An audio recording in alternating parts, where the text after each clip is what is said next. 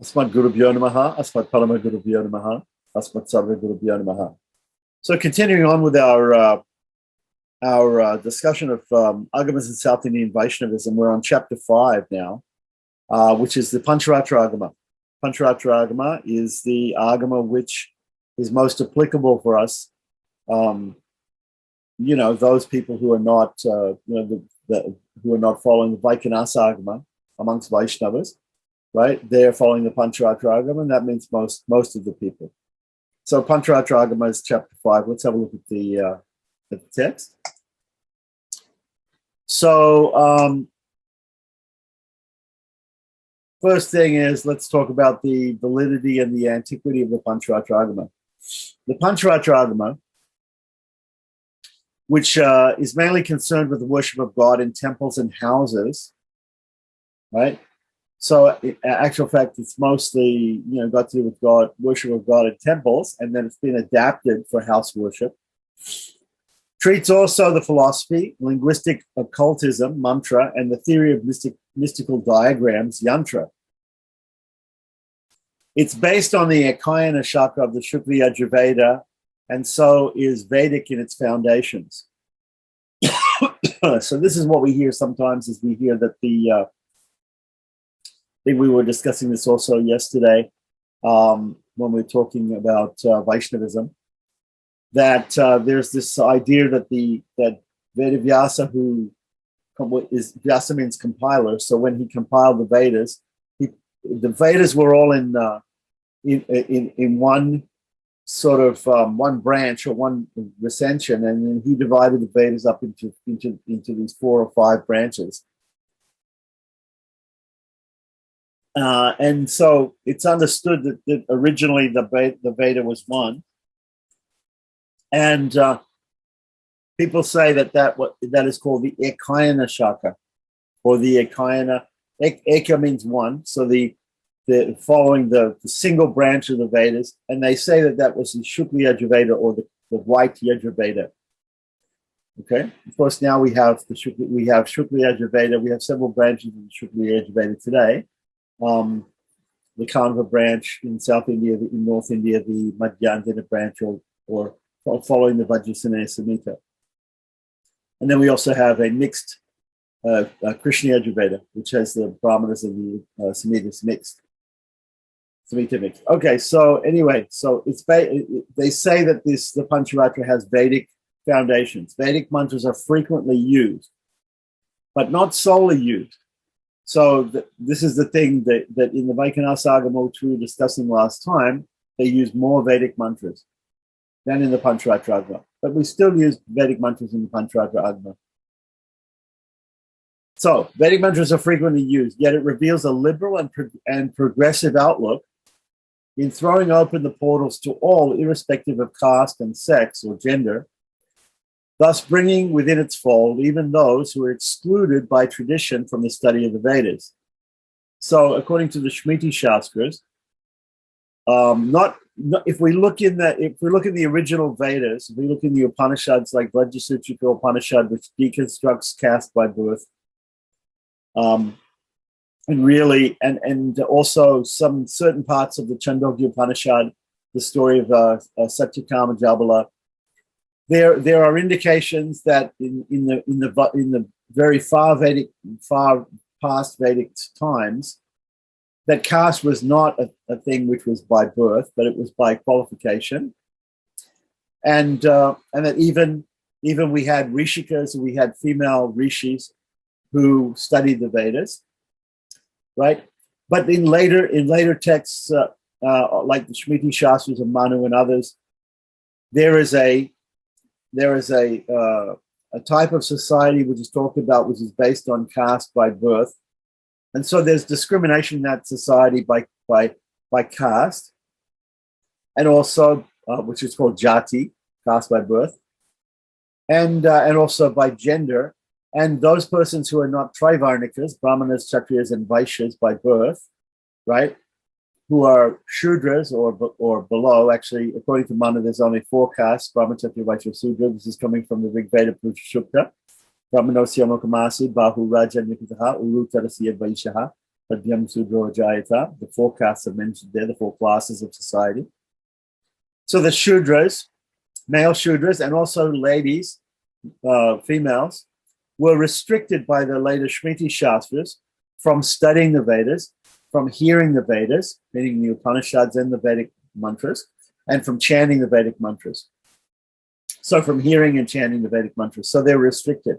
So what we see here is that although the Pancharatra Agama is based in Vedic teachings, is based in the Vedas, right, has some authenticity coming from the Vedas, and uses Vedic mantras, still the qualification for performing Pancharatric worship or adhering to the Pancharatras, following the school of Pancharatras, is open to everybody, regardless of their class in society, even if they're Shudras, or even if they're ladies, even if they're women, right? So regardless of caste and sex, thus bringing within its fold even those who were excluded from the study of, by tradition, by the tradition of the Shmitis, right? This later tradition of the Shmitis, like medieval tradition of the Shmitis, from the study of the Vedas. Okay, so there's a question in here. We have to go into this. If the Pancharatra Agama uses Vedic mantras and the Pancharatra Agama accepts Shudras, Shudra males, and also females from all classes of society, right, who are restricted from hearing and chanting Vedic mantras, if the Pancharatra accepts them, then they also thus become qualified to chant Vedic mantras. That's understood. That's understood in that, according to Pancharatra Agama. So here is a clear conflict where the Pancharatra Agama seems to come in conflict with the Shmiti Shastras. Okay, so that's very interesting. So I think a lot can be said about that. Anyway, consequently, mantras are created for their use and also for others. So what he's saying here is that although in the Pancharatra, right, so there would be two ways of dealing with this. If we have a system of Pancharatra that we can accept male Shudras and females from all classes, right? But yet we have another set of laws in the Shmiti Shastra saying those persons can't read or chant Vedic mantras, then either we have to have other mantras for them to use when they perform Pancharatric worship, right, to keep it in line with the laws of the Shmiti Shastras, or we have to allow those persons to hear and read the Vedas in the same way that they were allowed to do that in great antiquity, in the very earliest part of the Vedas, according to the Vajrasuchika Upanishad, or according to things like the Chandogya Upanishad, Satyakama Jabala story. So for those of you who don't know, the Satyakama Jabala story is a story about a bastard son of a maidservant who's obviously not a Brahmin, Kshatriya, or Vaishya by birth.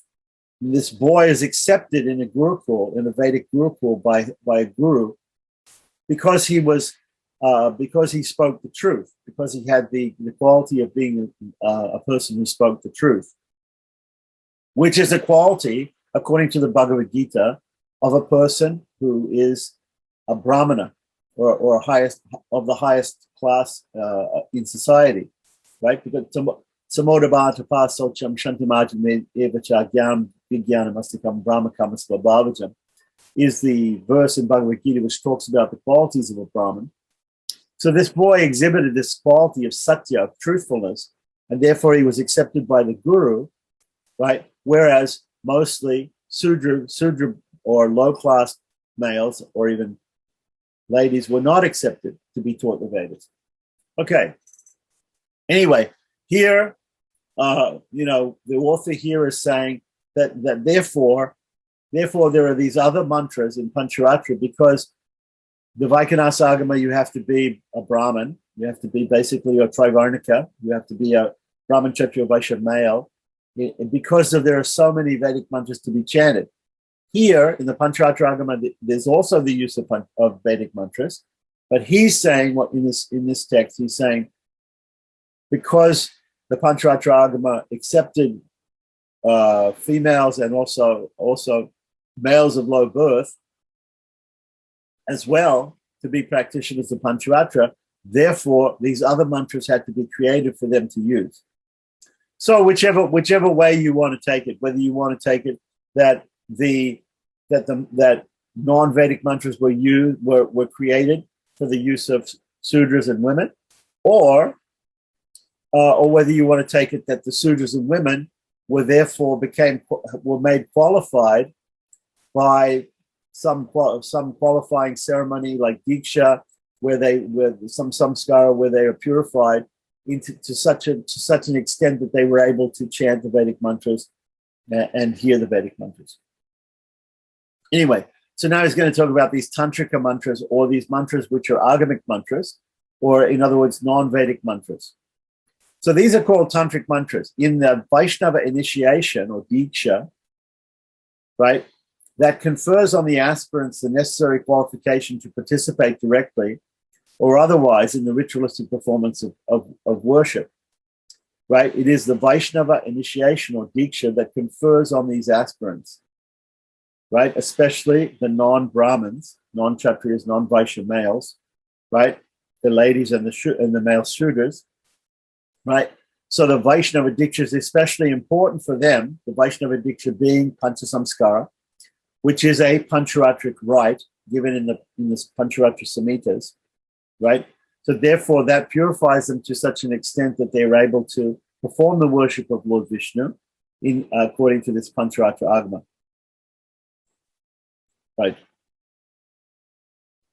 So first of all, the author here is saying that these tantric mantras were invented especially for the use of women and low-born males, Shudras, right?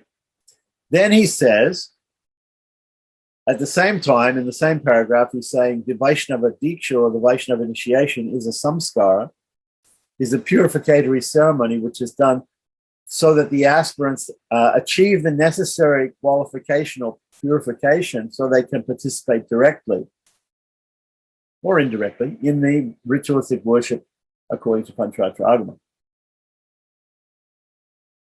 So the passage, the idea is that there is some sort of initiation or some sort of purificatory samskara that everybody goes through in order to perform rituals. So if you're a Vaikanasi, you have to be born in one of the three higher castes, and therefore you have the Upanayam samskara. That's a purificatory ceremony, and then you're able to study the Vedas, chant Vedic mantras, and then perform Vaikanasa worship. In the Pancharatra Agama, there's also a purificatory samskara, which is called Pancha samskara, and everybody goes through it, regardless of whether you've already had the Upanayam samskara.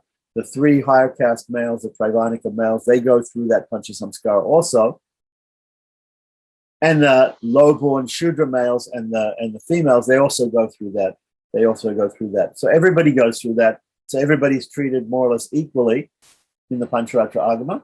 They're all purified by this Pancharatric initiation, and then they're all able to chant all the mantras that are used in the Pancharatra Agama. Right. So some people may not agree totally. Some people may say, "Oh, well, yes, you can chant the women and the low-born Shudras, even if they get Pancha samskara, but still they shouldn't chant the Vedic mantras. They have other mantras for them. So we've made special mantras for them. So that's fine. So some people may have that idea. Other people may say, well, by the Pancha samskara, they've become purified. They've become purified enough that they can perform the worship of the Lord directly, and therefore they can use any of the Vedic mantras, like the female rishis of the past in the Vedas, or Satyakam, Jabala, or the sages which are mentioned who were not born Brahmins, who are mentioned in the Vajrasutrika Upanishad. I recommend going and reading the Vajrasutrika Upanishad. It deconstructs the idea of caste by birth and shows the Vedic idea, the original idea was according to qualities. So a passage in the Pancharatra text, Vishnu Samhita, defines the word Tantra as that which expounds all objects and protects people from fear. So that comes from Vishnu Samhita 2.10.35. 5 Tantras are enumerated as derived from Vasudeva. Now remember, the Vasudeva when we use the word Vasudeva, people think of two persons. In the Pancharatra Agama, Vasudeva means the original Paravasudeva, the original personality of Godhead, the original form of God. And then in the Pancharatra, there's this Vyuha idea that he has expansions, Sankarshana, Pradyumna, and Aniruddha. This is called Chaturvyuha system of Pancharatra. The word Vasudeva also refers to the son of Vasudeva. So Vasudeva, with a short A, right, is a name for the father of Lord Krishna.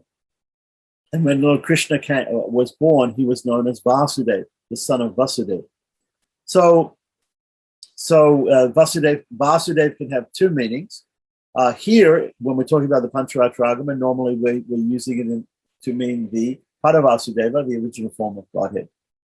So they are Vaikana. Okay, so here are the 5 tantras, 5 different tantras, right? And according to Vishnusamhita, they are books of knowledge which are meant to help us to expound all objects and protect all people from fear.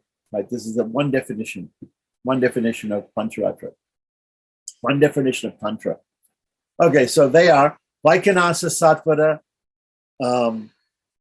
Shikin, Aikantika, and Mulaka.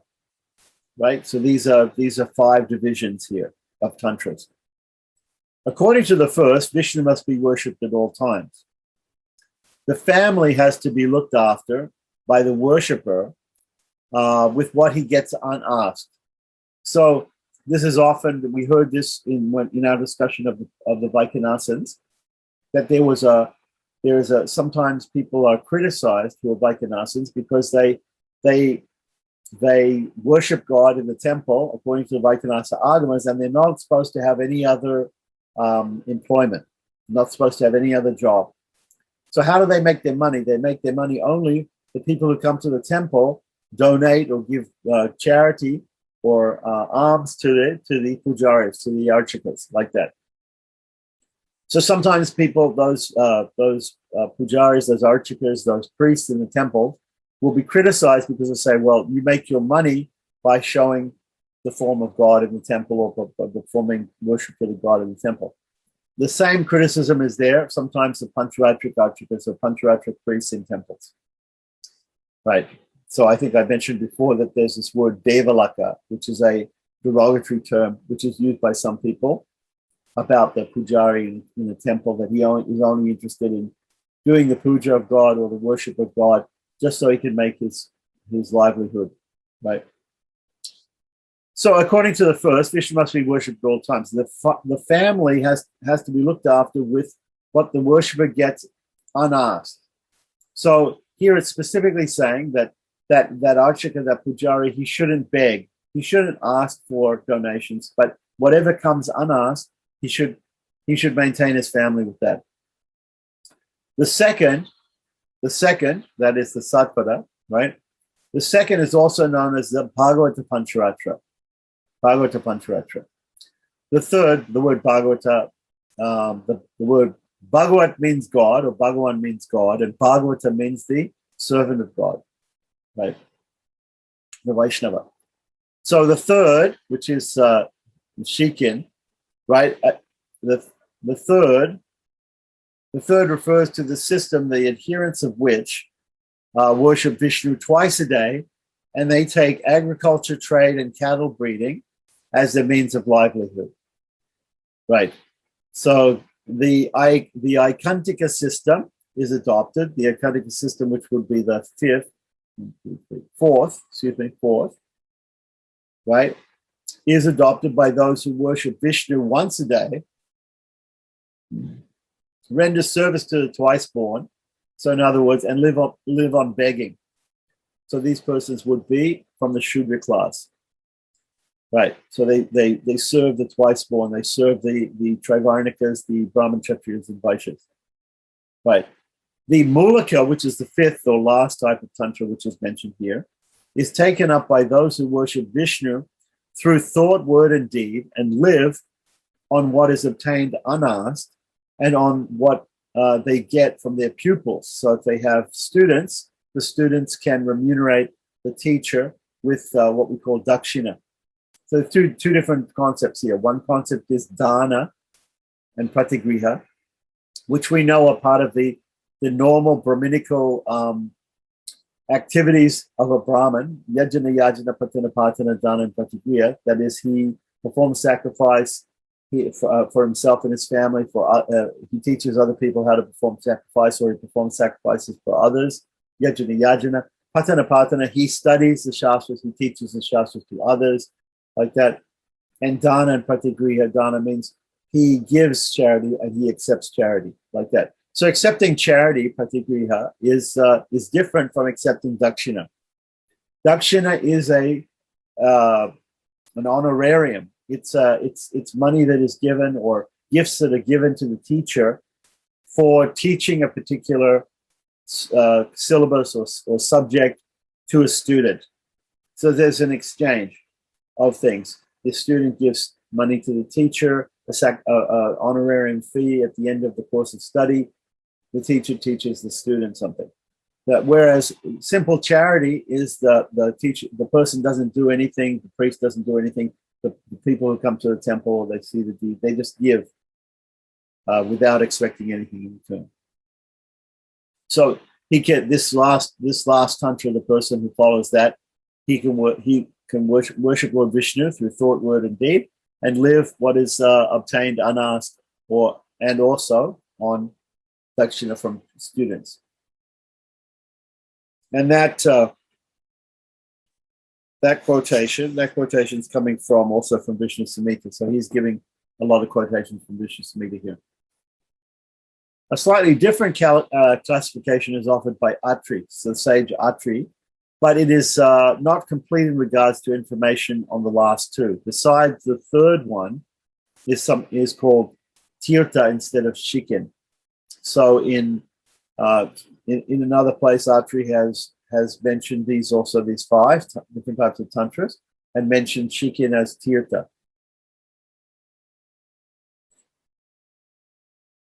So it's not possible to identify the systems of shikin, aikantika, and mulika. It is also doubtful whether there were systems with these names. So then we get stuck with the first two, which were Vaikhanasa and the Satvata. And remember, the Satvata was also called the Bhagavata Pancharatra. Right. So that's what we're talking about. So we talked about the Vaikhanasa. Now we're going to talk about the Satvata, or the Bhagavata Pancharatra, or just the Pancharatra. It is doubtful whether there were systems of these names. These may not be the names of any particular systems, but the groups who were identified thus for their distinct practices. The shikin may refer to the group who wear a tuft, right? Because shika means the tuft, or the what's called a kudami, or choti in Hindi, kudami in Tamil, right? Which is a lock of hair, let's say, that is kept on the top of the head, and usually kept in the back of the head, like that, by certain Brahmin classes in India. Right, so the shikin may refer to that. Who wear the tuft, they do not remove it except when they enter into certain orders of recluses. So there are, of course, certain classes or ashramas, certain stages of life in the varnashrama system, in the social system. And in the renounced order, which is the last one, which is usually only taken by Brahmins, sometimes they take what is called ekadandi sannyas, or single staff recluse life, and those persons will shave the shika, the kudami, or the choti from the head, like that, and they'll be completely have a completely shaved head. There are also people who have different types of shikas coming from different parts of the head. So there's one shika, especially from the Nambudri Brahmins in Kerala, which is called a Purva shika, which comes from the top of the head, the Brahmarandra area, and comes over the front of and hangs down over the front of the forehead.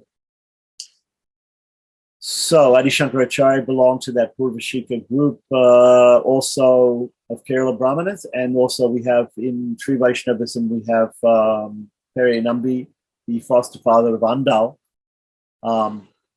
who's one of the Alwars, not Peri Nambi, Peri Alwar, Peri Alwar, the foster father of Andal, who also had this Purvashika.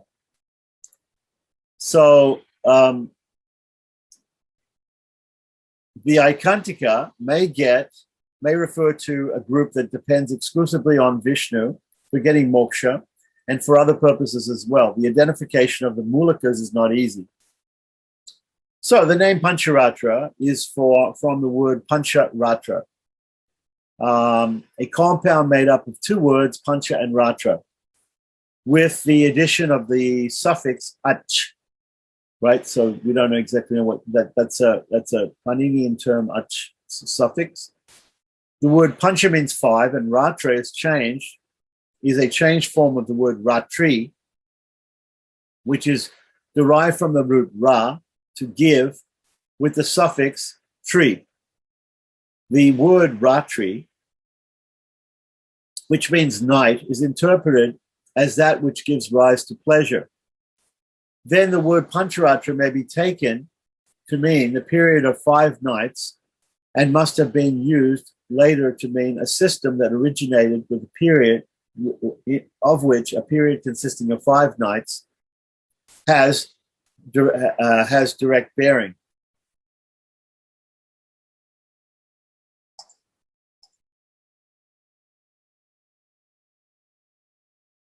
Several explanations are offered to justify the name Pancharatra for this system. These could be broadly classified under 4 groups. The meaning of the word Ratri is explained in 8 ways under the first group. The other 5 systems, though great, become as night by the side of this system, like the moon and the multitude of stars during the day. So here the word Ratri is used as a nominal verb, or gerund.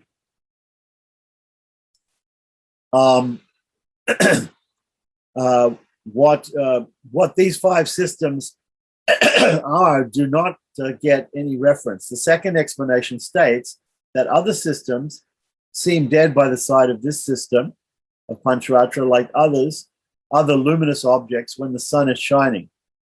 Right.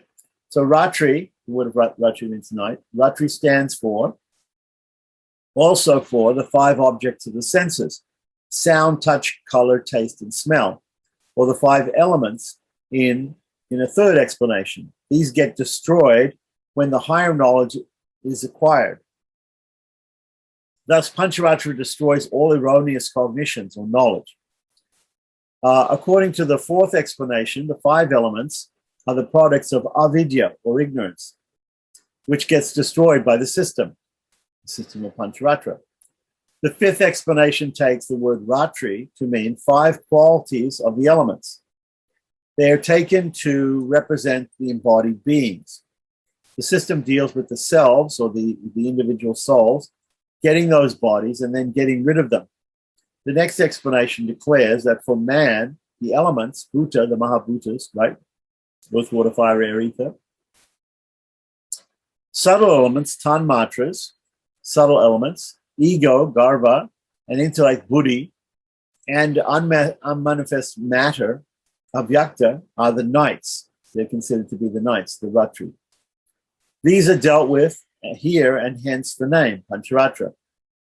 The 7th explanation takes the root Ra in the sense of taking. The word Pancha stands for the 5 senses, their objects, 5 elements, or their qualities. This word Pancha, with the root Ra, means human beings who take these which are donated by the word Pancha. Who take these which are donated by the word Pancha. The human beings are called Panchara. They are protected by the system, right? And so the name Pancharatra, because tra would be triate, to deliver or to protect, right? And so Panchara, if it means living beings, Panchara, then Pancharatra would be the protection of those beings.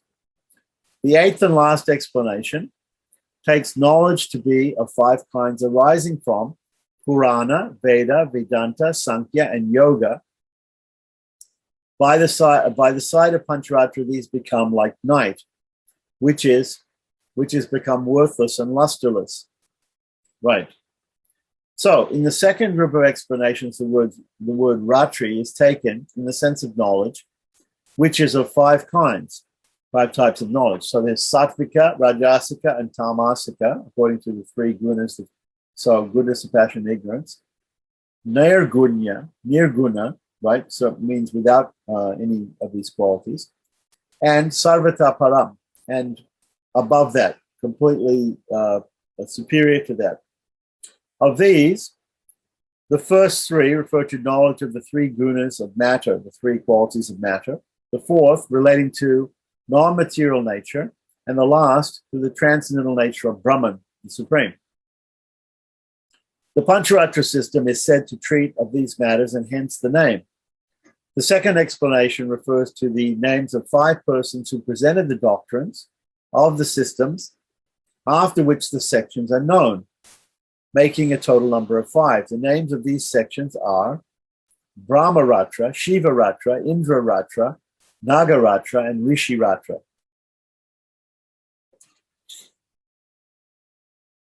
So these are all different explanations of what the term Pancharatra means. And this is a quotation also from Vishnu Tantra. Okay, or Vishnu Samhita. The explanations of the word Pancha come under the third group. The 5-fold manifestations of God by means of his Para, Vyuha, Vibhava, Antaryamin, and Archa forms may be meant by this word. So we know in the Pancharatra system, we understand that God has these 5 forms. The original form, the Vyuha expansions, the Vibhava incarnations that come at different times to this world, the Antaryamin, the super soul within the heart, and the Archa form in the temple or in the house, the external deity form. So the second interpretation is that Brahma propitiated Vishnu for 5 nights in 5 ways, near the 5 weapons of the Lord, and hence the name, Pancharatra. According to a third explanation, Brahma lost the Vedas to the demons Madhu and Kaitaba. He approached Vishnu with profound grief and requested directions on how he is to be worshipped. The Lord asked him to offer worship for 5 nights with the Dwarasakshara and the Astakshara. The Dwarasakshara is the 12-syllable mantra Om Namo Bhagavate Vasudevaya. The Astakshara mantra is the 8-syllable mantra Om Namo Narayanaya. This way of worship became known as Pancharatra.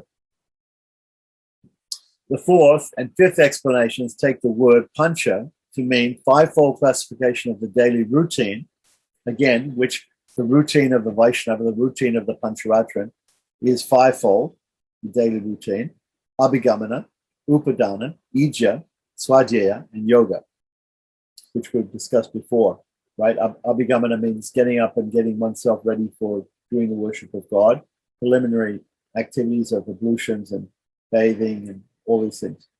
And then Upadana, collecting the ingredients for the worship, is Upadana. Ija is the actual worship of the Lord. Then Swadhyaya is the study of the scriptures, or teaching the scriptures. And then Yoga is mystic meditation on the Lord and ultimately taking rest at the end of the day. So the fourth and fifth explanations take the word Pancha, right, to mean the 5-fold classification of daily routine, right, which I just mentioned, and the 5 sacraments respectively. The 5 sacraments also are the 5 sections of the Pancha Samskara initiation, which is undertaken, the Pancharatric initiation, which is undertaken by everybody in order to become qualified. Both the Trivarnikas and the Shudra males and the ladies, everybody takes this Pancha Samskara ceremony, purificatory ceremony, to become qualified to perform the worship according to the Pancharatra. And these 5 sacraments are, the Pancha Samskaras are Tapa Pundra Tito Nama Mantra Yagasya Panchamaha. So Tapa Pundra, Nama, Mantra, and Yaga. These are the 5 things. So Tapa means the branding of the body with the symbols of Vishnu, the Sankhya Chakra, the concentric disc on the shoulders. Pundra is wearing of the vertical markings on 12 places of the upper body that mark the body as Temple of Vishnu, with different names of Vishnu, of the different upavyuhas. This is also very pancharatric. So Tapa, Pundra, Nama.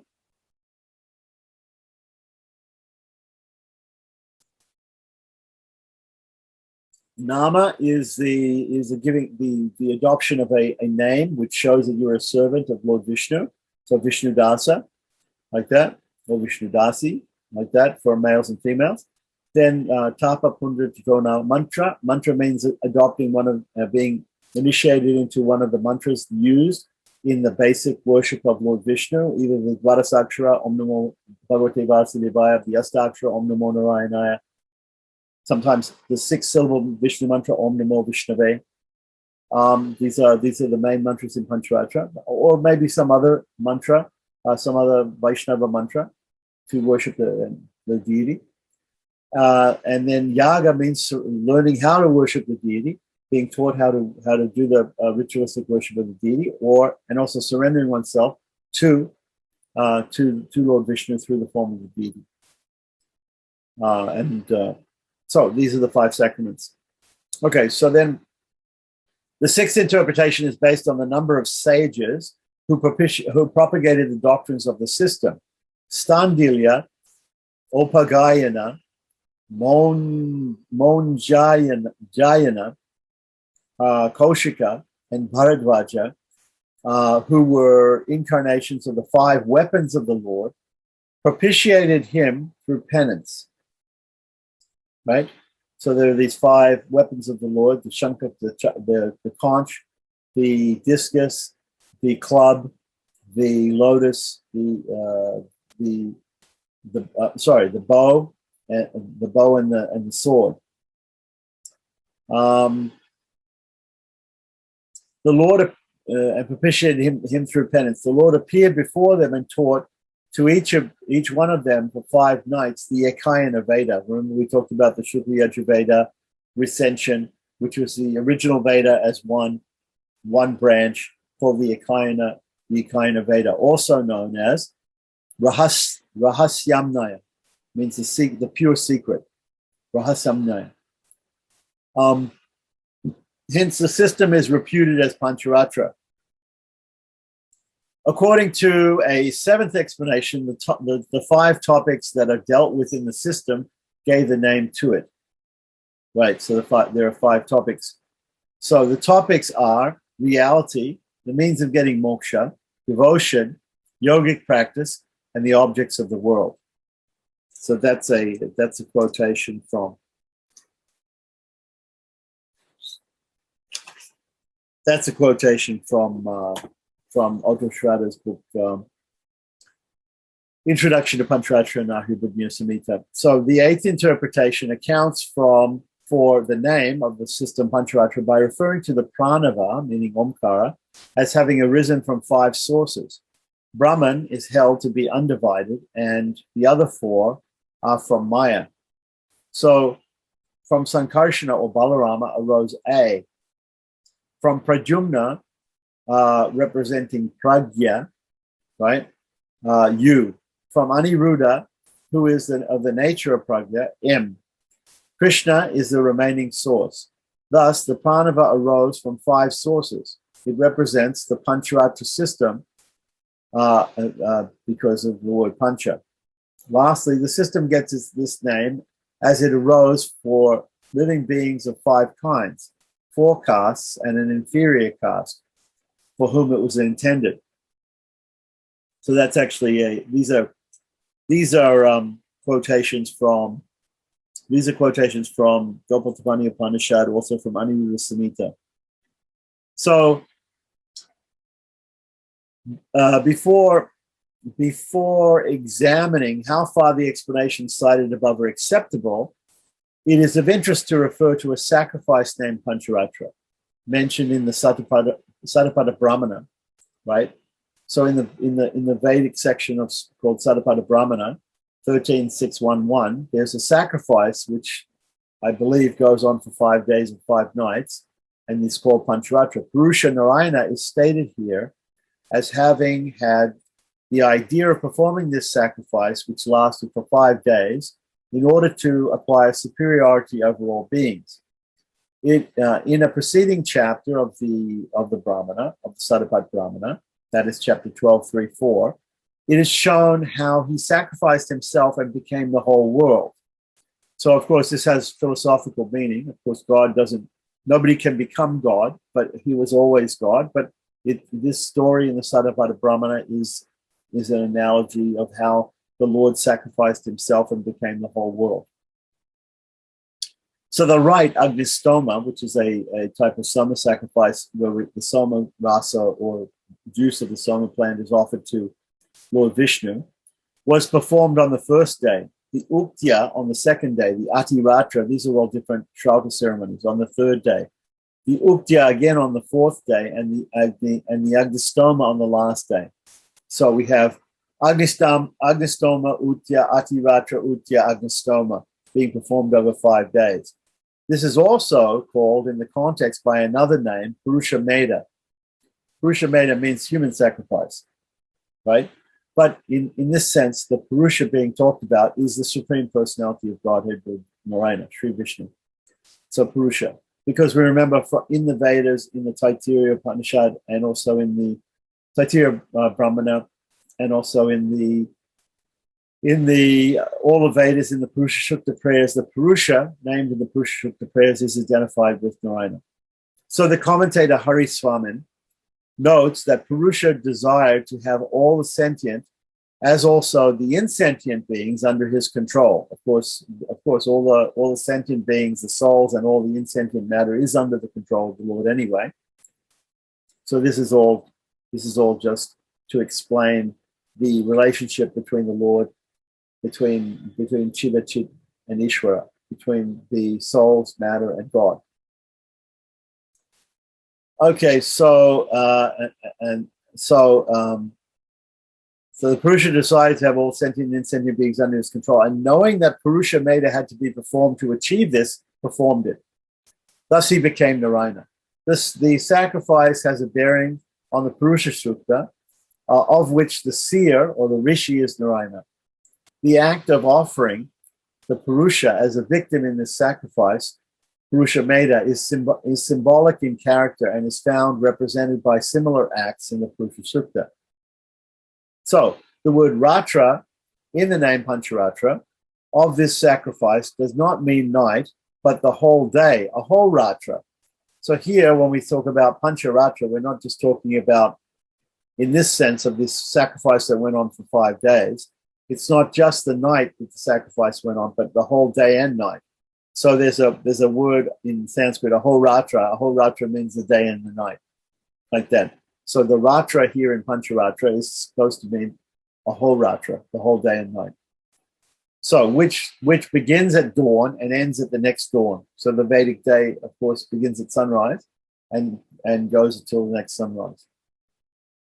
This name has a bearing on the name of the Pancharatra system. Without going into the meaning of the words which constitute the compound Pancharatra, it's possible to find the basis for naming the system after the name of the sacrifice Pancharatra that went on for 5 days. This sacrifice shows how Purusha became Narayana, the supreme deity having control over the sentient and insentient beings. Here is a reference to the Vyuha concept involving self-manifestation. The Pancharatra sacrifice provides thus the philosophical interpretation of the fivefold manifestation of God by means of his Paravyuha, Vivava, Antayamin, and Archa forms. This explanation accords well with the statement that he composed out of the original Shastra, the Pancharatra, describing his fivefold nature, such as Para and Vyuha. And this is a quotation. This is a quotation from Ahibudnya Samhita 1162b to 64a. Thus, the explanation comes under the fourth group. The name Pancharatra may be understood without reference to the elements pancha and ratra. Thus, in a system dealing with reality or tattva and the means of liberation, right, which we understood to mean hita, right, the five forms of God, concepts of the self, moksha, and the theory of periodic creation and dissolution of the world are matters brought under tattva.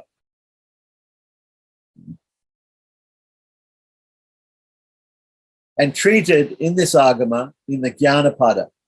So there are these different sections of each Pancharatra Samhita, which were, first of all, Jnana, Yoga, Kriya, and Charya, right?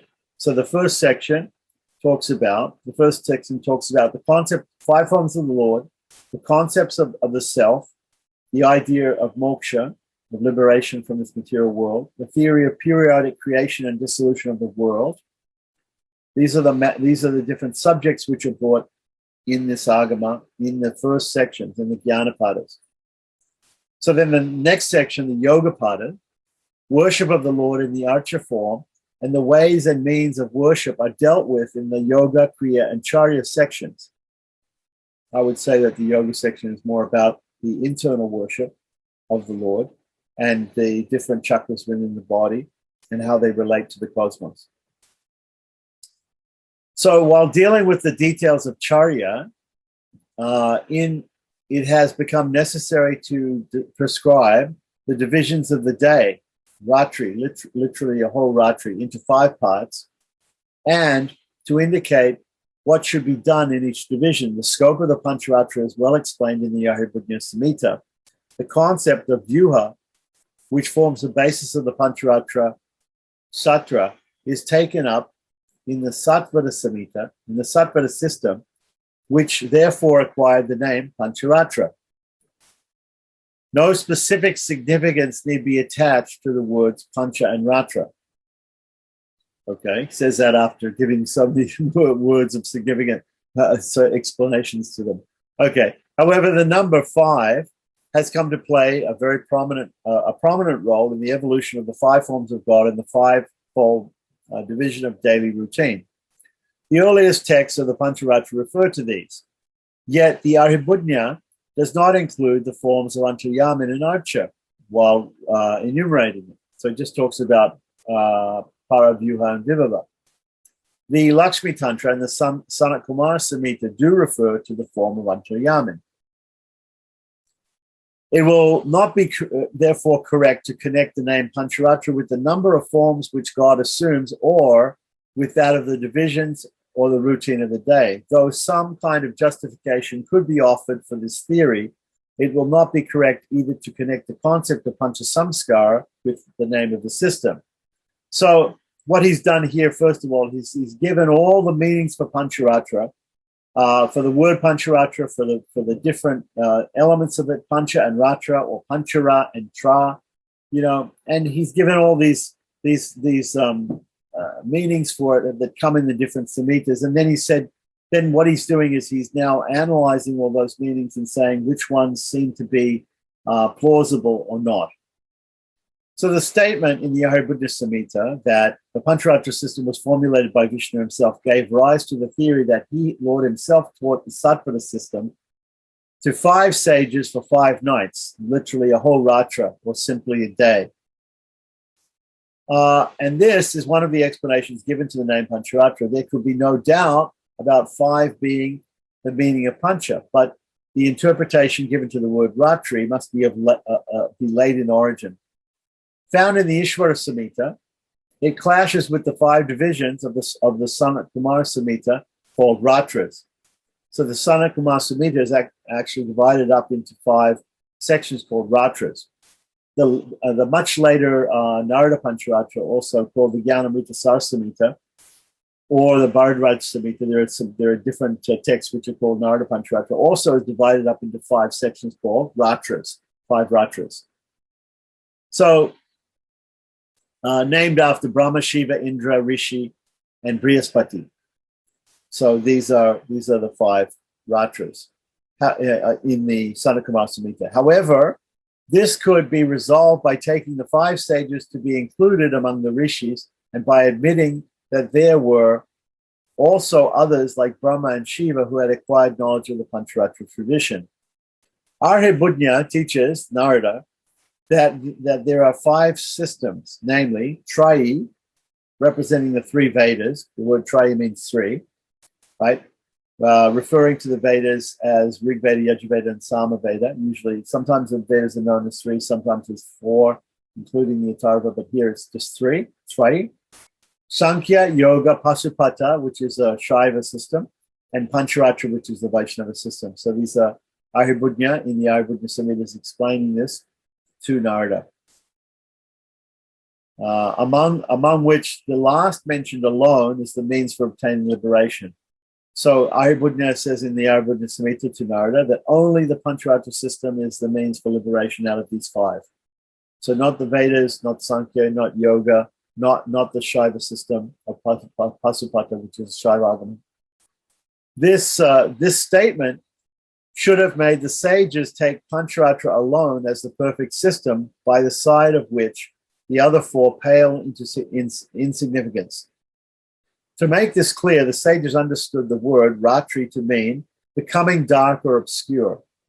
In order to proclaim the high status of the Pancharatra, they have taken the word Pancha to mean many things. Yet all those interpretations are late in origin and seem to have no direct bearing on the name of the system. Nor is there any justification for taking the word Ratri in the sense of knowledge. Likewise, there is no need to trace the rise of the Pranava, right? The Pranava from Vyuha. The other 5 things that it was the different Vyuhas gave rise to the Pranava. Remember, so there were 5 sections to the Pranava, right? So this was another fanciful interpretation of the word Pancharatra.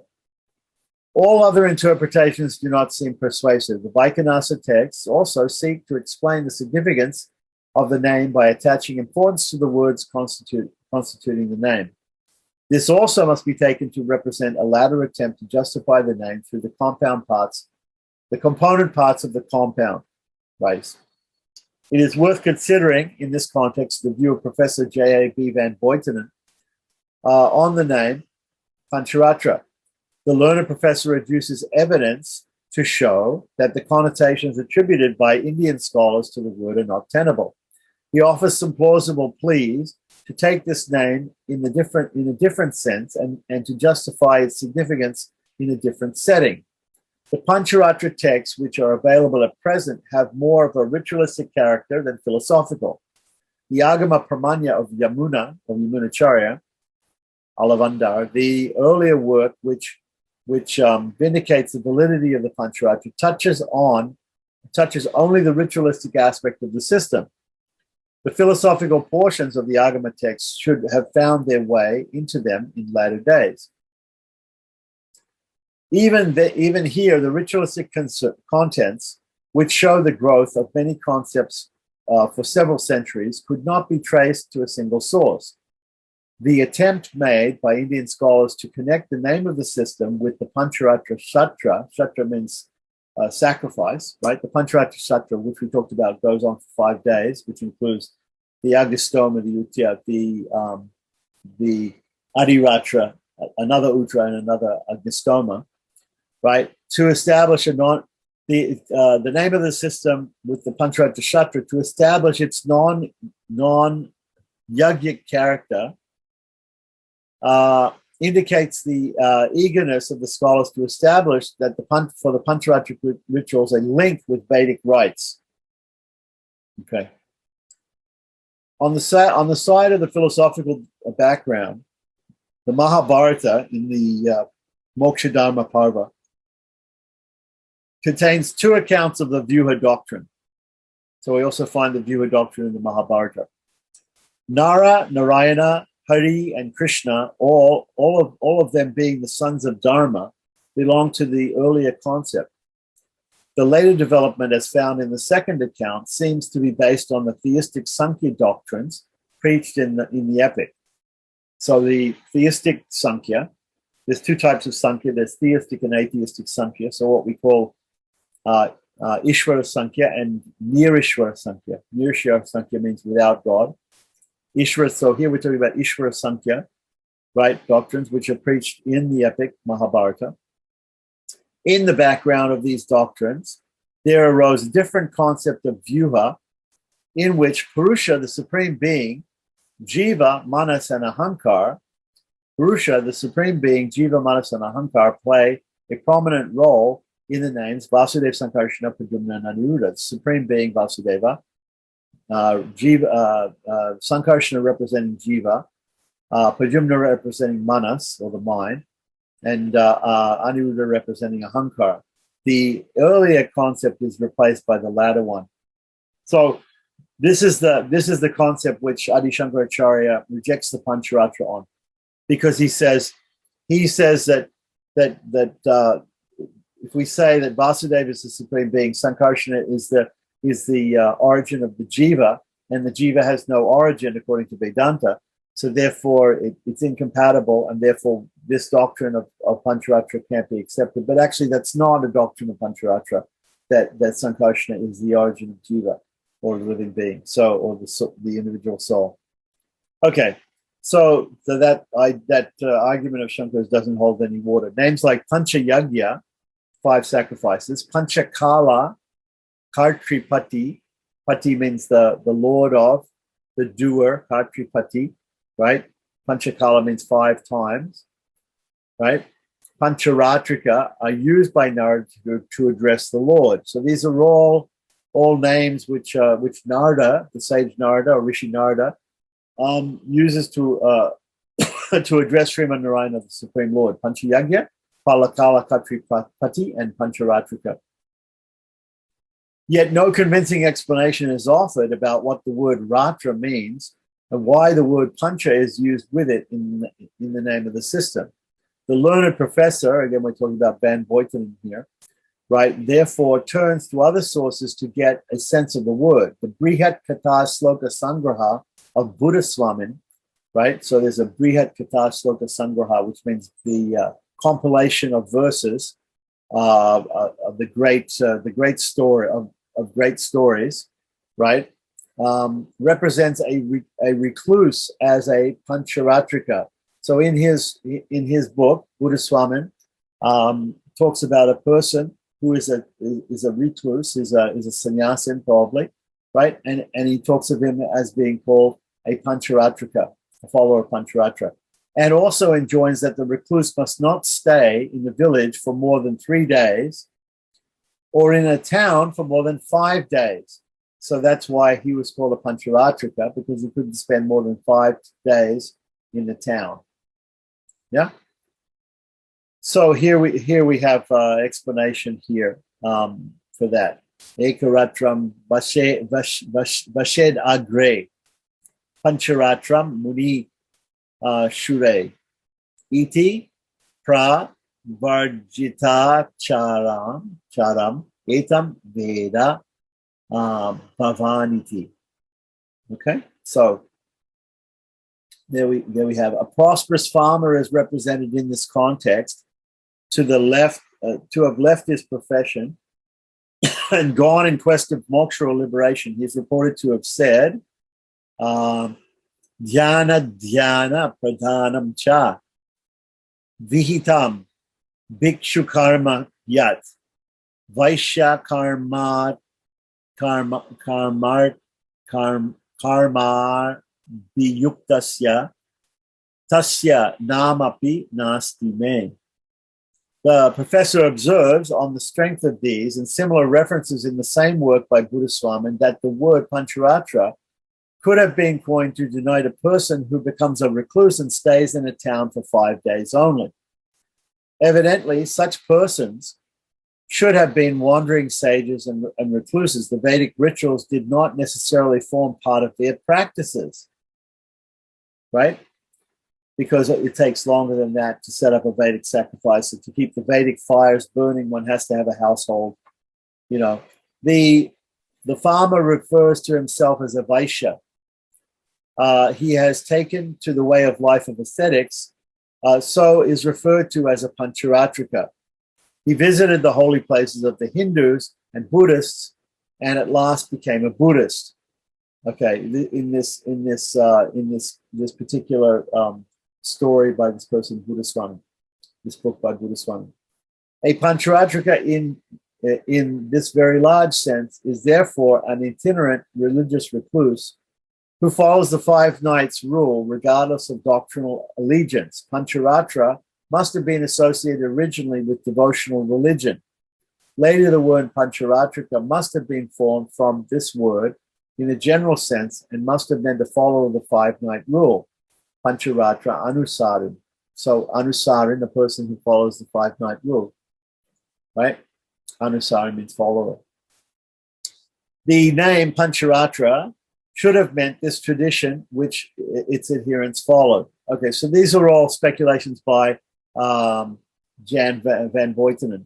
Okay, so in course of time, the devotional elements of such votaries must have come to characterize a tradition associated with the name of Vishnu. The name Pancharatra must have been invested with specific features which substituted for the Vedic rituals agamic practices. Right. So it is thus quite likely that the name Pancharatra owes its origin to this rule of 5 nights. The several explanations which are offered in the Samhitas of the school are mutually contradictory and appear to be based on no reliable tradition. Right. So that's Van Buitenen's idea. The point is that there are many reasons. There are many different explanations of what the word Pancharatra is. So he's trying to cover all of them and explain all of them, what they're supposed to mean. Any one of them or all of them can be accepted, or as Van Buitenen says, you can reject them all and just accept it as being a 5-night rule. So thus, the findings of the learned professor deserve very careful study. It will be prudent to agree with him in treating the several explanations contained in the Samhita as not very convincing. So that we agree with him on that much. One is left only with speculation. No evidence outside the texts which offer these explanations is forthcoming. All the same, it seems difficult to subscribe fully to the views expressed by Dr. Van Buitenen. Right. We can also note that Dr. Van Buitenen has another few theories also that we don't accept. Right. One theory being, not that I would say not to read. He's done a nice translation of Vedanta Sangraha, but Dr. Van Buitenen also was of the opinion that Ramanuja had not written the Gadyas. So the Sharanagati Gadya, Ranga Gadya, and Vaikuntha Gadya, he says, are not written by Ramanuja. Anyway, that's his opinion, right? So the formation of the word Pancharatrika requires explanation. It is formed from the word Pancharatra. So Pancharatrika is a person who follows Pancharatra, or is something that is followed, that is associated with Pancharatra, the Pancharatra system. With the suffix tak, these are all Paninian terms. It's a Paninian suffix, tak, according to the Astadhyayi Sutra. So the Panini has a sutra in his 4,000 grammar sutras, which is Tatra Niyuktaha, which says that there is this suffix which can be added to words like Pancharatra to make it into Pancharatrika. Okay, thus the word means one who is engaged in Pancharatra. So a person who is engaged in Pancharatra is called, according to the Panini Sutra, a Pancharatrika. A Pancharatrika. Just like we would say a person who worships Bhagawan is a Bhagavata. Here we have a person who is a follower of Pancharatra is a Pancharatrika. Then the word means one who is engaged in Pancharatra. This word also is a compound of a Dvigu kind. Okay, so in Sanskrit, meaning a group of 5 nights. Dvigu. Okay, so there are different types of samasas or compounds in Sanskrit. One of them is called a Dvigu. Dvigu means, Dvigu literally means 2 cows. Okay, so there are 2 parts to the compound, Pancha and Ratra, like that. So anyway, it's a type of compound. We don't need to go into any more detail about Sanskrit compounds here, but it's also considered to be, Pancharatra is considered to be a Dvigu compound. So there are words formed like this with a numeral as the first member. So in that type of compound, the first member of the compound will be 2 words, and the first word will be a number. So pancha ratra, right? Pancha means 5. So there are words formed like this with a numeral as the first member and ratri as the second member. For instance, dviratra, triratra, dasharatra means 2 nights, 3 nights, 10 nights, right? All these occur one after another in Apastamba Shrauta Sutra. So Apastamba, the Apastamba Shrauta Sutra, which deals with Shrauta ceremonies, the Vedic sacrifices, according to the sage Apastamba, right? Mentions all of these: Dviratra, Triratra, Dasaratra, right? The word Triratra occurs also in Manusmriti, right? So in the Smriti Shastras, you also get Triratra, 3 nights. And the word Pancharatra also is found in the same work. So it's also even there in Manusmriti, Pancharatra, the word Pancharatra. So the word is there. Whether it describes actually the system of Pancharatra, that's another thing. Besides the words, Triratra and Dasharatra are too well known for their occurrence in the text on Dharma Shastra, in the sense of the number of days during which pollution, or asocha, which is also called titu in Tamil, right? Asocha is to be observed, and typically after the death of somebody or a birth in the family, 10 days or Dasharatra is the time that pollution occurs. The Triratra, of course, is a reference to the female's menstrual periods, which gives pollution for 3 days. So Triratra and Dasharatra are common terms used for numbers of days of ritual contamination or pollution. So it is significant that the word ratri occurs in these compounds to justify the Hindu concept of the duration of a day, which ends with the expiry of the night following it. Right? So the day doesn't actually, ratri, the whole ratra, the day and night, doesn't extends over to the dawn of the next day. The day, therefore, starts at dawn and ends with the night, which is to be followed by the next dawn. Thus, the word ratri means here day and night, a whole ratra. The compound thus formed conveys several senses. For instance, the word triratra means a period of pollution which covers 3 full days, including nights, according to Manusmriti. Right? So we can talk about 72 hours. Right? The word pancharatra in the same work means a period of 5 days and nights. This word is repeated here. The king is required to fix the price of commodities at the expiry of this period, that is, once in 5 days.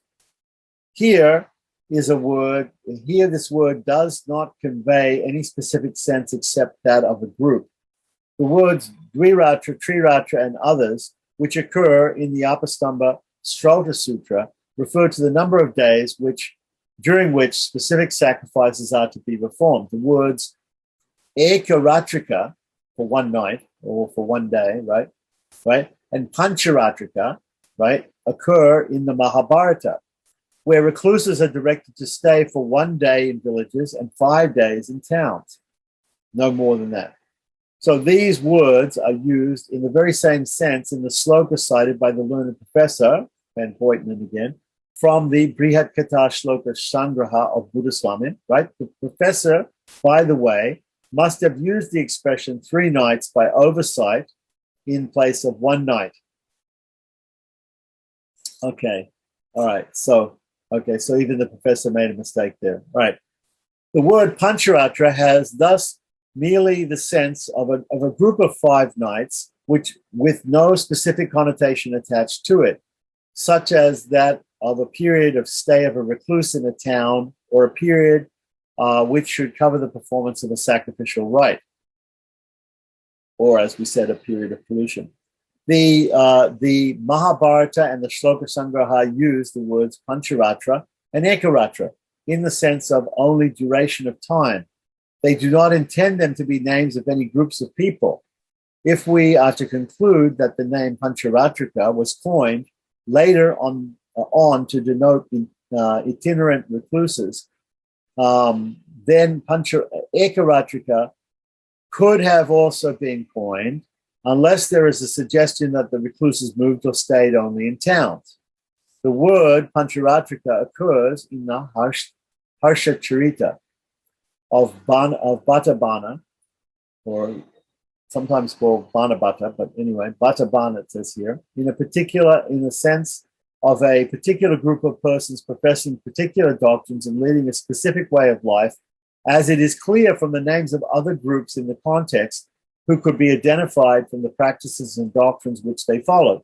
This work was written in the first half of the 7th century AD, that is, before Buddhaswami in 900 AD. So he's tracing it back, whereas Van Buitenen is tracing the term back to Buddhaswami in 900 AD. He's tracing it back to Banabhata in his Harsha Charita in the 7th century AD. Right. The farmer who refers, according to Buddhaswami, to the restriction for the stay of recluses is not known as a Pancharatrika, but is referred to by that name. The writer knew the practice and custom of the recluses. That he became a Buddhist later after visiting the places dear to the Hindus and the Buddhists does not at once suggest that recluses who observe the principle of Pancharatra must have been following the rule of 5 nights regardless of doctrinal allegiance.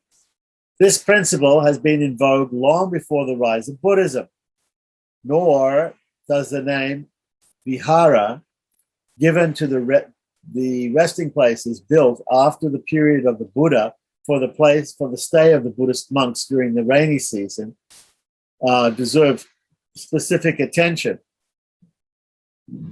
The viharas could have been built to house the itinerant recluses of Buddhism, but the rule that the recluses should not travel during this period is too well known under the name of Sankalpa, or rather Chatumasya Sankalpa, when the sannyasis take this vow of 4 months to stay in one place during the rainy season in India. The order of recluses and the principles governing their lives were not invented by the Buddha. In fact, he was an inheritor of Hindu ideas. He did not teach any new religious doctrine, but laid down stress on some of the ethical doctrines which were already known to the people. Thus, it seems that the learned professor's thesis cannot be accepted as it is based on unverified principles and assumptions. The sacrifice called the Pancharatra Shatra is already stated to have been the basis for the name of this Agama. The ritualistic aspect of this connotation of the word Pancharatra does not affect the name which the Vaishnava Agama assumed later. There is parity between this aspect of the Agama and that of the Rig Veda. Both had only the ritualistic aspect at the beginning. Philosophical speculation arose later, both in the case of the Vedas and this Agama. Authenticity cannot therefore be denied to this Agama. It is suggested that the non-yajnik, or non-sacrifice aspect of this sacrifice should have been a later development under the influence of Buddhism and Jainism. Right, so that's another speculation. This also is open to doubt.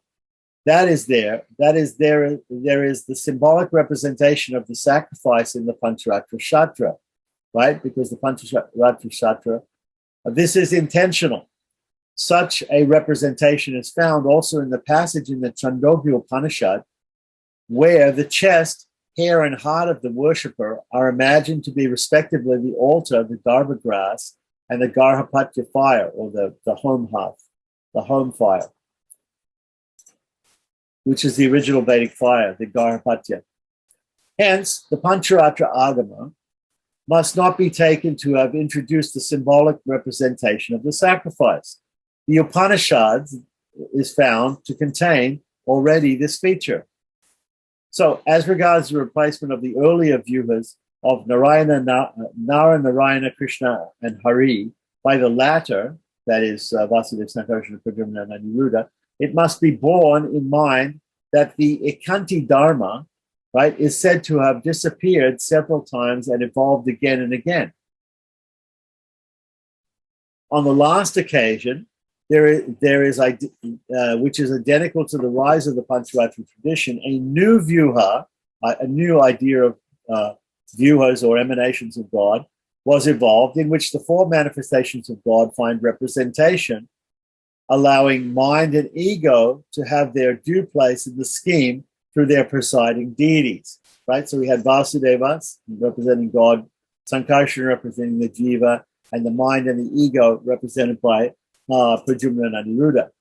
Right. Thus, the explanation has to be given for the rise of the Pancharatra doctrine, offering a twofold meaning for this name. One lies in the doctrines that were preached by Brahma, Shiva, Indra, Naga, or otherwise known as Brihaspati, and Rishi.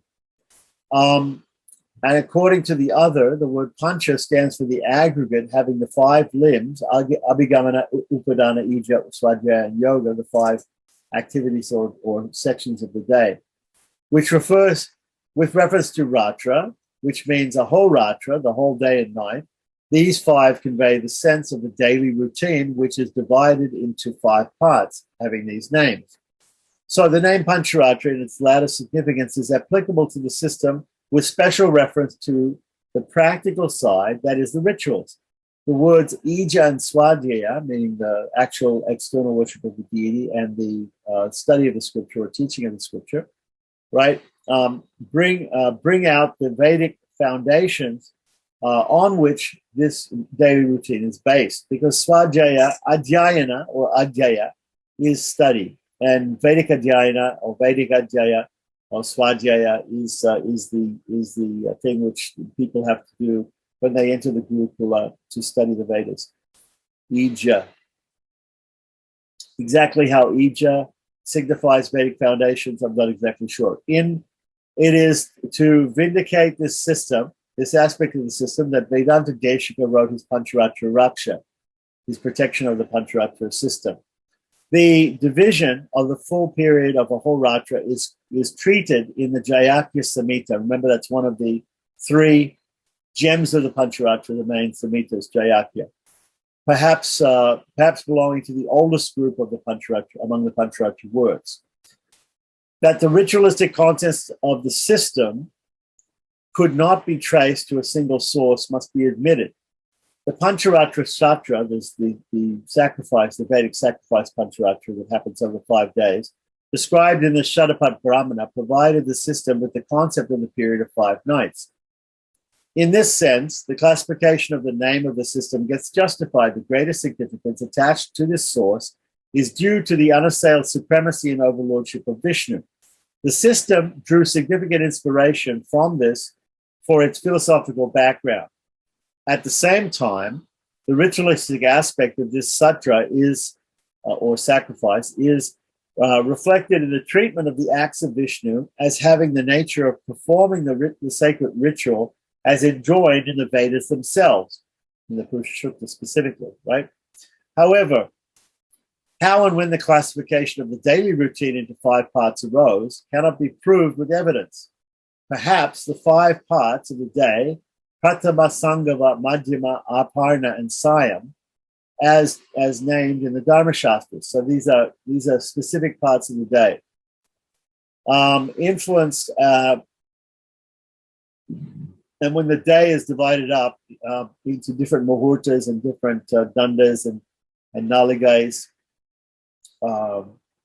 there are certain time periods in the day which are called Prataha, Sangava, Madhyama, Madhyana, Aparna, and Sayam. It's basically early morning, before noon, afternoon, and evening is basically the translations of those words. But exactly the time periods are delineated in scripture. So in the Dharma Shastras. So influenced by a similar attempt at diurnal division for the purpose of worshiping God. In this context, it is necessary to criticize the following statement of Professor Hazra. His statement is, it is more reasonable to hold the original non-Vedic as well as anti-Vedic ideas of the Pancharatras were permeated through the Samhitas. I'm not exactly what he means by that, but anyway, it is unfortunate that many Indian scholars have been encouraged to hold views such as these under the influence of Western Orientalists. Ideas and practices such as these could be held as non-Vedic as they do not form part of the contents of the Vedas. However, this is, no justification to treat them as anti-Vedic. No idea or practice that is found in the Pancharatra could be proved as opposed to the teachings of the Vedas. Right. So he's completely wrong about anything in the Pancharatra being opposed to the Vedas. That is, the Vedas do not contain any doctrine or enjoin any practice that's contradicted in the Agamas. The latter do not preach doctrines or prescribe any practices which condemn particular Vedic injunctions. Many of the recensions or branches of the Vedas are lost. The Mimamsa system, it means Purva Mimamsa or Karmakanda, right, agrees to treat the Shruti texts as authoritative, to uphold certain practices which do not find mention in the Vedas. On this ground, the Shruti texts are also held to be non-Vedic. The sources of the agamic practices could be traced to those of people in certain parts of the country and confined to them alone. The Kalpa Sutras support the authenticity of such practices and their adoption. Those who have taken to practices not traceable to the Vedas or the Shrutis are not stated anywhere as having preached anti-Vedic doctrines. From time immemorial, Hindu society has been dynamic and progressive. While the externals of the practices remain unchanged, internal changes were allowed to take place, as is clear from the statements reported in the Dharmashastra texts, which seem to have contradictions and inconsistencies. The division of Hindu society into Vedic and Aboriginal, right, or we could say native, was made by Western scholars with the sole intention of underrating the worth of the Vedic texts and suggesting that the Aborigines or the natives did not have an inferior cultural background. The attention of the readers is drawn to the introductory chapter of this work, where Hindu society is shown to have been advanced in progress and civilization in very early days. It is needless to believe in the cleavage of Hindu society as postulated by the Western Orientalists and their Indian followers. Right, Hindu society has been culturally one and the same, having provision for diversity at various levels of thought and practice. It must be thus conceded that there are no anti-Vedic ideas and practices in the Agamas. The non-Vedic ones are, however, there, as the Vedas are not to be looked upon as an encyclopedia treating all aspects of life or society. Many concepts and practices should have been in vogue, even with people professing Vedic culture, that are not recorded in the Vedas. On this ground, the Agamas, which dealt with them, could not be treated as non-Vedic or anti-Vedic. The same explanation holds good for the philosophical background of the Agamas, which arose with explanations for rituals. The school of Vedanta, which drew inspiration from the Nyaya and the Sankhya doctrines, changed these borrowed materials to suit their needs. The same feature is found in the Agamas. The Sankhya doctrines preached in the Mokshadharma section of the Mahabharata were changed to suit the Agama doctrines of the Pancharatra Samhitas. The Pancharatra Agama regards Vishnu with Shri, the goddess Shri, Lakshmi, his consort, as the ultimate reality. For the purposes of the creation and for worship, Vishnu manifests himself in three forms called Sankarshana, Pradyumna, and Aniruddha. It is said that Vishnu is Vasudeva, from whom arises Sankarshana, standing for the self. From Sankarshana arises Pradyumna, representing the mind, and Pradyumna arises Aniruddha, representing the ego, Ahankar. All these constitute the fourfold Vyuha. There are divine descents called avatars of the Lord, which are also enshrined in temples. The Lord is also present everywhere inside all living beings as Antayaman, or Supersoul. The self will have to denote itself to the devote itself to the observance of the 5 daily duties, such as Abhigamana and Upadana, e.g. Swadhyaya and Yoga, right? Worship is to be done both in the temple and in the house, such as in brief what this Agama teaches. The authority of the Pancharatra Agama has been questioned by adherents of different faiths. The question of the validity in the case of the Vaikhanasa Agama is not so serious as it is based exclusively on the Vedas. Even if Vikanas is not held to be Brahma, the authority, Brahma meaning supreme, right? Or also Brahma meaning Chaturmukha Brahma, right? The authority of the Agama tradition known by his name cannot be questioned, for he himself was a Vedic seer, and his doctrines are hence valid. The same cannot be said for the Pancharatra, though expounded by Narayana himself, the Supreme Lord, who is identified with Vishnu. It cannot be readily admitted as intrinsically valid like the Vedas, which are not the work of any author or authors, human or divine. The main ground for any objection of this kind is that the Pancharatra doctrines are not only not based on Vedic authority, but preach many a practice that is pronounced the anti-Vedic. The Kurma Purana mentions this system as one among the others which are outside the pale of Vedic culture and so deserving rejection. So this may be an interpolation in the Kurma Purana, but there's actually a verse in Kurma Purana which preaches against the Pancharatra. Metatiti on Manu, Metatiti is a commentator who comments on Manusmriti 10:22, has a similar remark on this system of Pancharatra. Again, the adherents of the system adopt, in addition to the Vedic mantras, the tantric ones also. All the sacramental practices or purificatory ceremonies, samskars, beginning with impregnation or garbhadana, which is here called nisheka, right? It also can be called nisheka, are governed by their own doctrines. For them, the Dvadasakshara mantra is everything. So for the Pancharatrans, the Om Namo Bhagavate Vasudevaya mantra, Dvadasakshara 12-syllable mantra is the most important mantra. Neither the Gayatri is recommended for nor utilized, nor meaning the Savitri Gayatri, which is used in Vedic rites, nor, especially in Sandhya Vandana, nor Vedic study, japa, or other works enjoined in the Vedic tradition undertaken.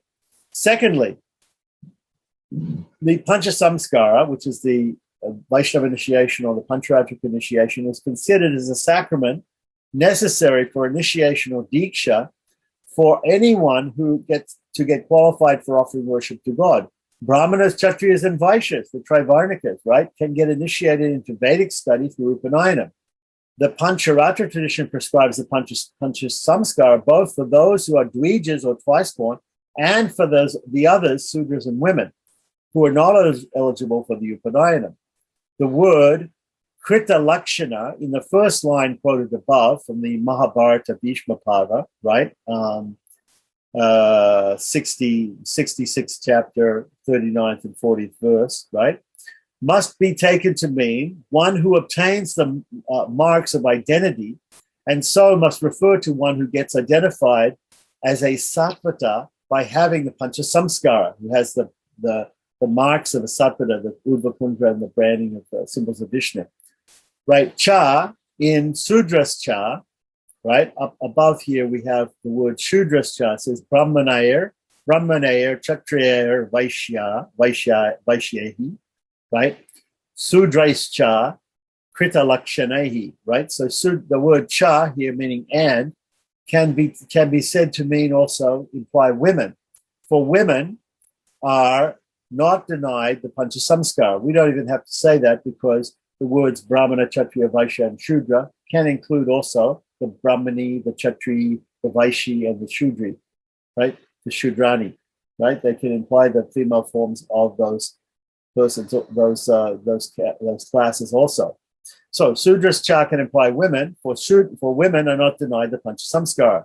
Thus, an additional or specific initiation is enjoined in this Agama as obligatory, while the Vedic tradition does not prescribe any such thing. Of course, the Vedic tradition has, for the male Trivarnikas, it has the Upanayana, so that's an obligatory thing. But for the Pancharatra, everybody has to be initiated like this. So thirdly, as a corollary to this Panchasamskara initiation, it follows that those who are otherwise totally disqualified for understanding the act of worshiping God, right, gets adequate qualification. The Upanayana is not enjoined for those who are not twice born. On these grounds, it is evident that the Pancharatra tradition lays down rules for practices which can be claimed to go against Vedic tradition.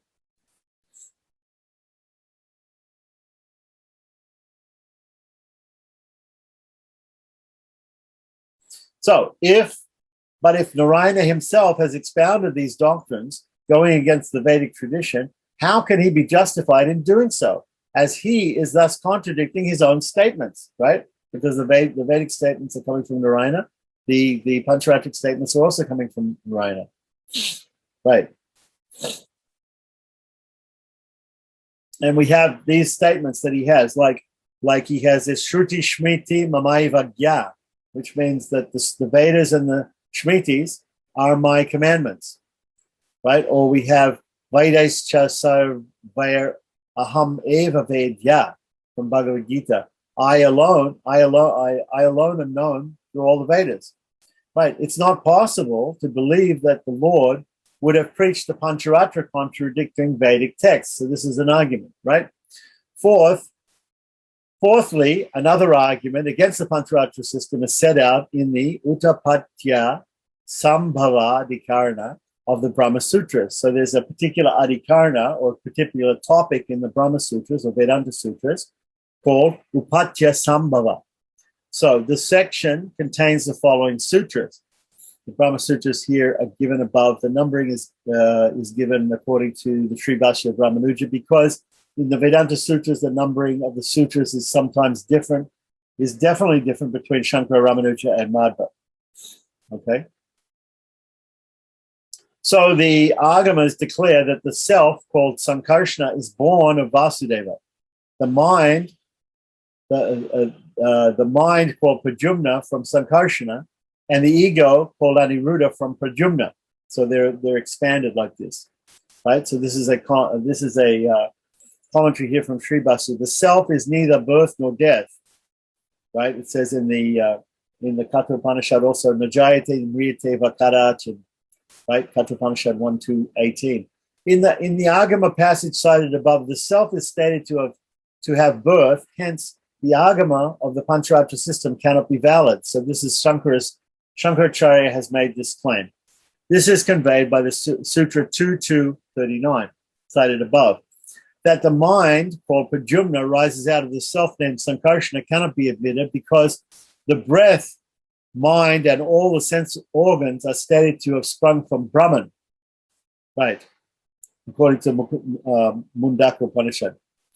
So the self, which is the agent, cannot be the source of the mind, the object. The objection of the Pancharatra doctrine that admits the rise of the mind from the self is conveyed in Sutra 2.2.40.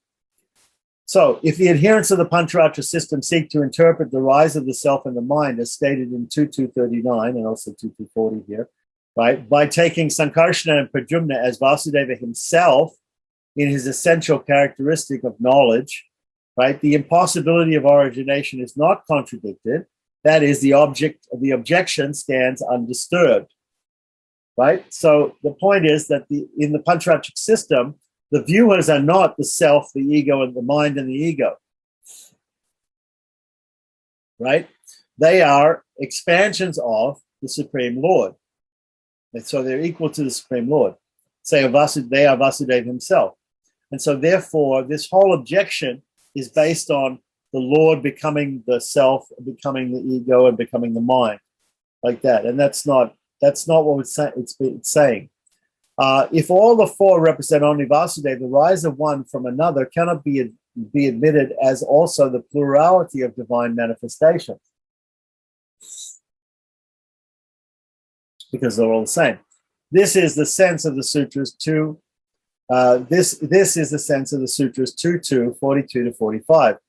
Fifthly, the Pancharatra position prescribing deity worship or idol worship, icon worship, stands contradicted on the strength of the Vedic passages which prescribe the ways of obtaining release. The supreme reality is to be meditated on. In the Brihad Aranyaka Upanishad 2.4.5, it mentions, O self, O Oh, the self is to be seen, listened to, reflected upon, and contemplated upon. The pranava must be meditated upon, from Chandogya Upanishad 111. Oh, one must meditate upon the sama, chanting the silver Om. These four sutras together form an argument directed against the validity of Pancharatra system. So when we're talking about chanting of Omkara Pranava, we're talking about meditation on Brahman, like that. So it doesn't talk at all about deity worship here or icon worship. Sixthly, Standilya is it is said, learn the Vedas, Itihasas, and Puranas, and all other subjects required to be studied. He could not find from what he had learned the final means to get what was good for him. He felt miserable at this, and he prayed to God to give him the Pancharatra doctrines. So that's also an argument. This also bears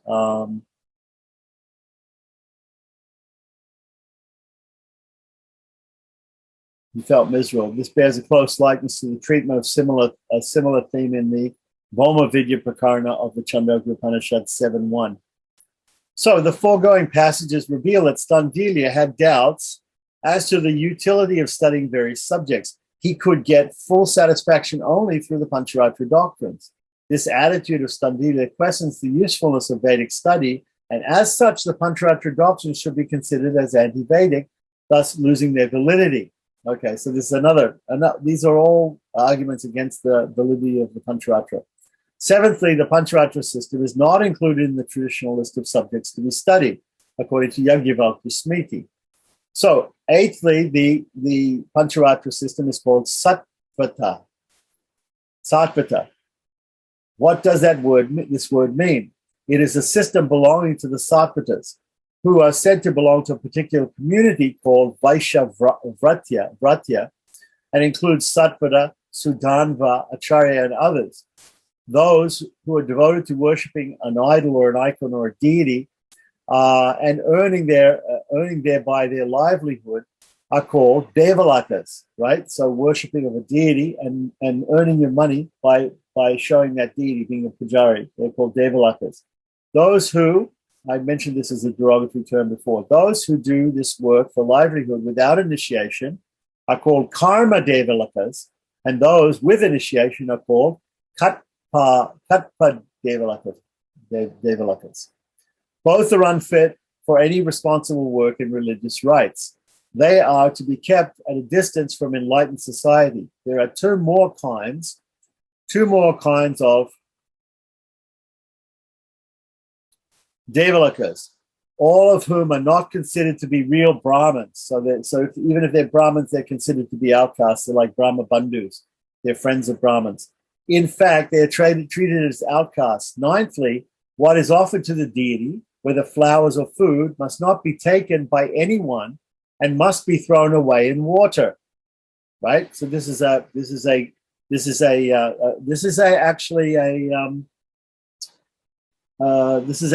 a criticism of Pancharatra, that the flowers and the food which are offered to a deity have to be, according to certain scriptures, they have to be thrown away into water. They have to be discarded. They cannot be taken. You can't take the food which is offered to a deity like that, whereas the Pancharatrans do that. So they also smell the flowers. They also use the flowers and take the food, the prasadam. Acts of expiation are prescribed for taking such offerings, which are technically called nirmalya. They can also be called uchista, or leftovers, right? So nirmalya means that they're dirty, considered dirty because they've already been offered. Right. The word sattvata, the description of a devalaka as a priest for worship and the practice of taking nirmalya prove that the Pancharatra Agamas deserve some severe condemnation and is totally invalid. These are quotations from maybe from Shaiva Agamas here, Shivaratra, a book called Shivaratra, 548 and 49.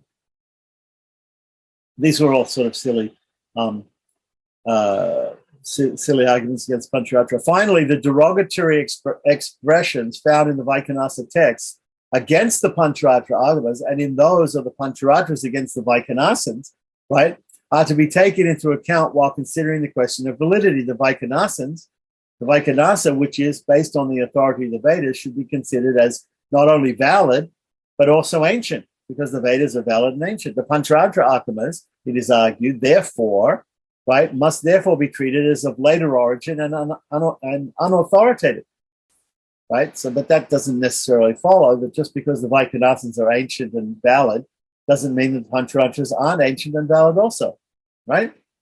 So the Vaikhanasa texts frequently refer to the Pancharatra practices as non-Vedic, as tantric, and as harmful to the people. The Vaikhanasa system is claimed to have been taught formally by Vikas by Narayana. Yajnavalkya and others introduced into it the mantras of the Ikaina recension of the Vedas when there was some danger to the system. So the Vaikhanasa is called Somya and the Pancharatra Agneya. Somya and Agneya.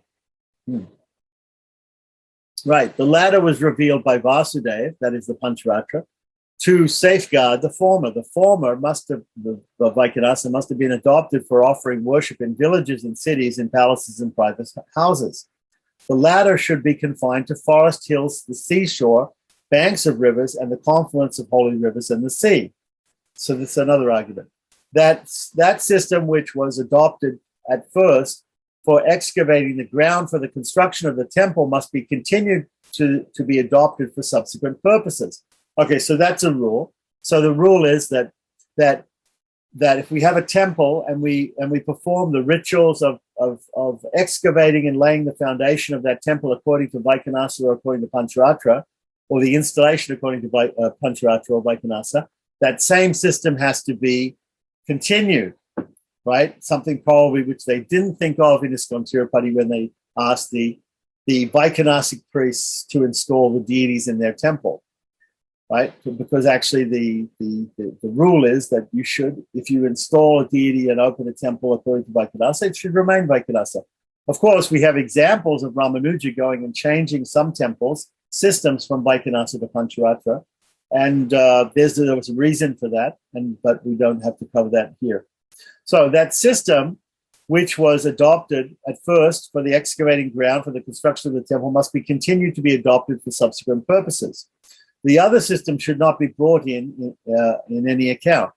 If an attempt is made to mix up one with the other, the kingdom or administration of the locality will suffer. This is a quotation from I believe that was the essay was a Vaikhanasic text. The Vaikhanasic text, Samurta Archana Adhikarana, which was a Vaikhanasic text, which we talked about in the last chapter. Okay, so if an adherent of the Tantrika system touches the deity or idol or enters the sanctum sanctorum, the Garbhagriha, the deity room of the Vaikhanasas, reinstallation and reconsecration must be done according to the Vaikhanasa system. So Pancharatric priests are not allowed to enter the deity rooms or touch the deities that are being worshipped according to Vaikhanasa Agama. Otherwise, there has to be reconsecration and reinstallation of the deity. If the Vaikhanasa mode is to be adopted in a temple, which is based on the Pancharatra Agama, there is no harm, right? So if the Vaikhanasa mode is adopted in a temple which is based on Pancharatra Agama, so let's say you have a temple of Pancharatra Agama, and later on, for some reason, you can't get Pancharatra priests, but you can get Vaikhanasa priests, and then the Vaikhanasins can take over and they can do it. But the other way around, but the reverse will be attended by grave consequences. Those who meddle with the Vaikhanasa mode would go to hell. Interesting. So that's a quotation also from this Samudra Archana Adhikarana, which is a book of Vaikhanasa Agama. Interesting.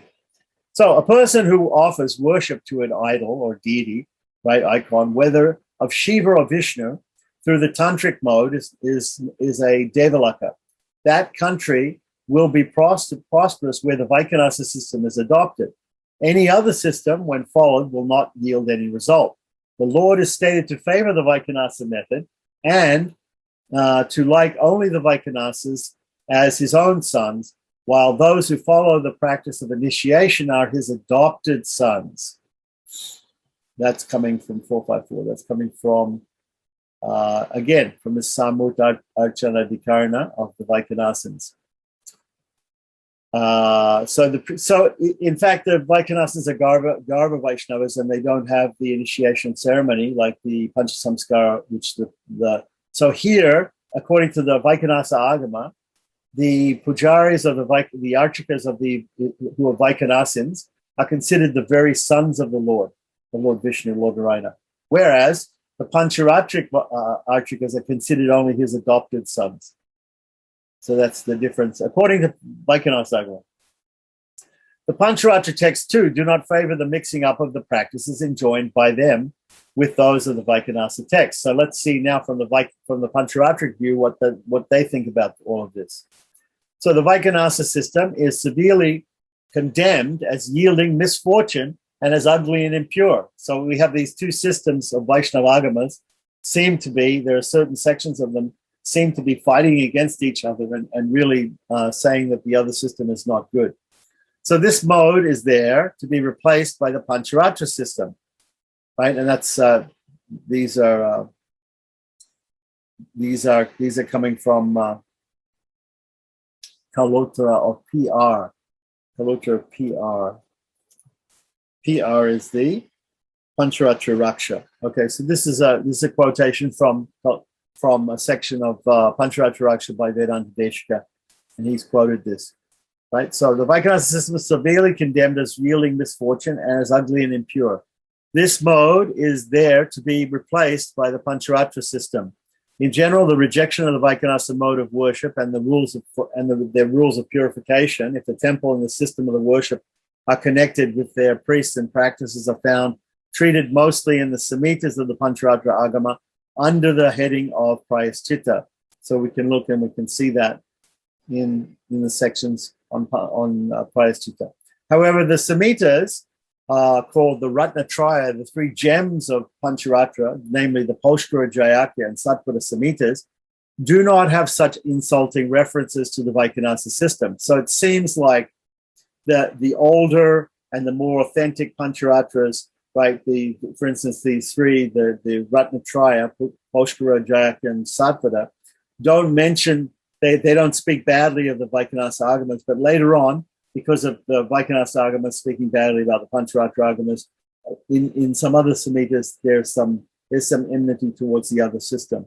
When the deity in the temple where the Pancharatric mode is followed is touched by the followers of Vaikanasa tradition, the deity is to be bathed in milk. Well, it requires reinstallation according to the Pancharatra mode.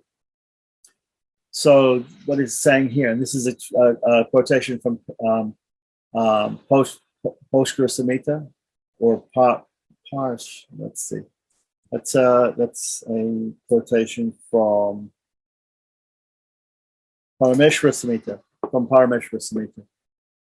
373, 374. Okay, so when a deity from a temple where the Pancharatra mode is followed is touched by followers of Vaikanasa tradition, the deity is to be bathed in milk. It requires reinstallation according to the Pancharatra mode. Offering the bath of the deity is of different kinds. The worst of the lowest kind will have to be offered when the deity is touched by women or those who have not had Upanayana, or the Vaikanasa Brahmins, or those who are not Vaishnavas. Homers to pacify evil influence will have to follow. Okay, so here we have to take it that when it's mentioned here that if the deity is touched by women, it must mean women who are not initiated into the Pancharatra, because obviously if the Pancharatra accepts that women can become purified and adepts in Pancharatric worship, then the touch of the deity is not a problem. So here we have this particular, which is coming from Ishvara Samhita, I believe, right? This Ishvara Samhita 19, 135b and 136. So we have this particular statement, or maybe that's the top. Maybe that's the top quotation. It may be. Okay, so the worst. So we have to do the Prayaschita of bathing the deity again, and perhaps reinstalling the deity. Let's see. If somebody who hasn't had Upanayana is touching the deity, right? Some means that an ordinary Brahmin can't touch the deity unless he has Upanayam. Or an ordinary person, a Sudra or something like that who hasn't had Panchasamskara. The Vaikanasa Brahmins, right, or those who do not follow Vaishnavas, who are non-Vaishnavas, the Shaivites and Shaktites and etc., like that. And also women who are also not initiated in Panchasamskara or not purified by Pancharatra rites. So homers to pacify evil influence will have to follow. The Pancharatra system must on no account be replaced by any other system of worship. I'm guessing that's from Ishwar Samhita, from the above quote. The Vaikanasa mode of worship is stated to be opposed to the Pancharatric system.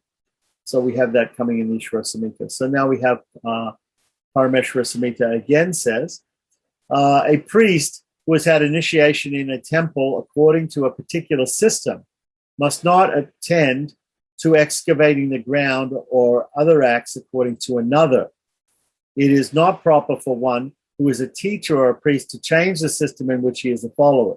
Okay, so that means that, so somebody who's even a Pancharatric priest who has been initiated into a particular system according to a particular agama like Padma Samhita or like one of these Jayapya, Sadvara, Paushkara Samhitas, right? He should not perform rituals according to the others. Now, this is not a really hard and fast rule because some of the Samhitas don't contain all of the rituals.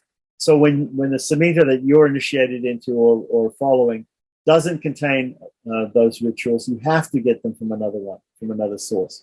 That's just obvious. Okay. But in general, a Pancharatric priest is following a particular Samhita, a particular set of rules, and that's why the Padma Samhita is used nowadays because all of the different rituals are there in the Padma Samhita, so they're all covered. So we don't have to really look in any other Samhitas for certain rituals. The Vaikanasa system and those of the Shaivas are declared as non-Vedic. That's interesting. That's really I would say that's very rich. You know that there's some quote in the Pancharatra that says that the Vaikanasa system is not Vedic and not benign asaumya, while the Pancharatra is saumya. Hence, worship should not be according to these modes. The Pancharatra system is stated to be the reverse of this in the Vaikanasa Agama. So we see each Agama pointing the finger at the other Agama and saying it's not Vedic and it's not to be followed and it's not good and therefore you shouldn't follow it. The Pancharatra mode of installation of the deity is enjoined even when the preliminary rites are performed in accordance with the Vaikanasa or Shaiva mode. So let's say somebody starts to build a temple and they perform some Shaiva rituals, they perform some Vaikanasa rituals, still the installation can be done according to the Pancharatra mode, according to Pancharatra. So continuing on, at the same time it's stated that the two must not be mixed up with each other. So you figure out exactly what that means. Okay. The Vaikanasa system is stated to have been expounded by Bhargava, Bhrigu and his descendants, right? The word Bhrigu in plural becomes Bhargava, right? For the well-being of the Bhrigus. Bhargava means the Bhrigus, the followers of Bhrigu, the descendants of Bhrigu. For the well-being of the Vaikanasas. This must not be adopted by the twice-born either in their private or public worship. So again, we have another statement in the Pancharatra Agama against the Vaikanasa Agama. Those who take up the Vanaprastha order, which is a stage of life of retired life, right, are stated to be of two kinds, the Vaikanasas and the Suttas. The latter offer worship according to the Agama taught by Bhargava. Bhrigu, it is said, expounded this Agama for the Pratilomas. The Pratilomas are those persons who are born of a higher class mother and a lower class father. Those are called Pratilomas. There are two forms of marriage that are not sama. When according to the Shmiti Shastras, if the class of the father and the mother are the same, then a progeny of a son and daughter of the same class will be born. if the classes are different, if there's a higher class father and a lower class mother, right? Then the progeny is called anuloma, right, or descending, like that. When the mother is of a higher class and the father is of a lower class, it's called pratiloma, which means is another type of descent, right? Descending or ascending. Anyway, anuloma and pratiloma, different types of marriages. The system of Pancharatra and Vaikhanasa must not be mixed up, as this would lead to total destruction. So these are all different quotes. One is said to be pratiloma in social status if he's born of a higher caste woman and a man of lower caste. Correct. Okay. So in many respects, the Agamas differ from each other, and so diverse results happen when the practices described by them are adopted. The deities who are installed by the procedures of different Agamas would get enraged when the ways of worship get mixed up and would bring ruin on the worshippers. Elaborate rules of expiation are described when the practices, or prayaschitta, when the practices of the Pancharatra system get mixed up with those of the Vaikhanasa.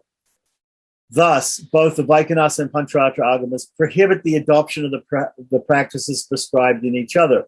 On the ground, it is contended the Vaikhanasa is held to be valid, leading to the declaration that the Pancharatra Agamas are lacking authority. Right from Yamunacharya, however, right, who wrote the Agama Pramanya defending the validity of the Pancharatra, scholars have been putting forth fresh ground to maintain it.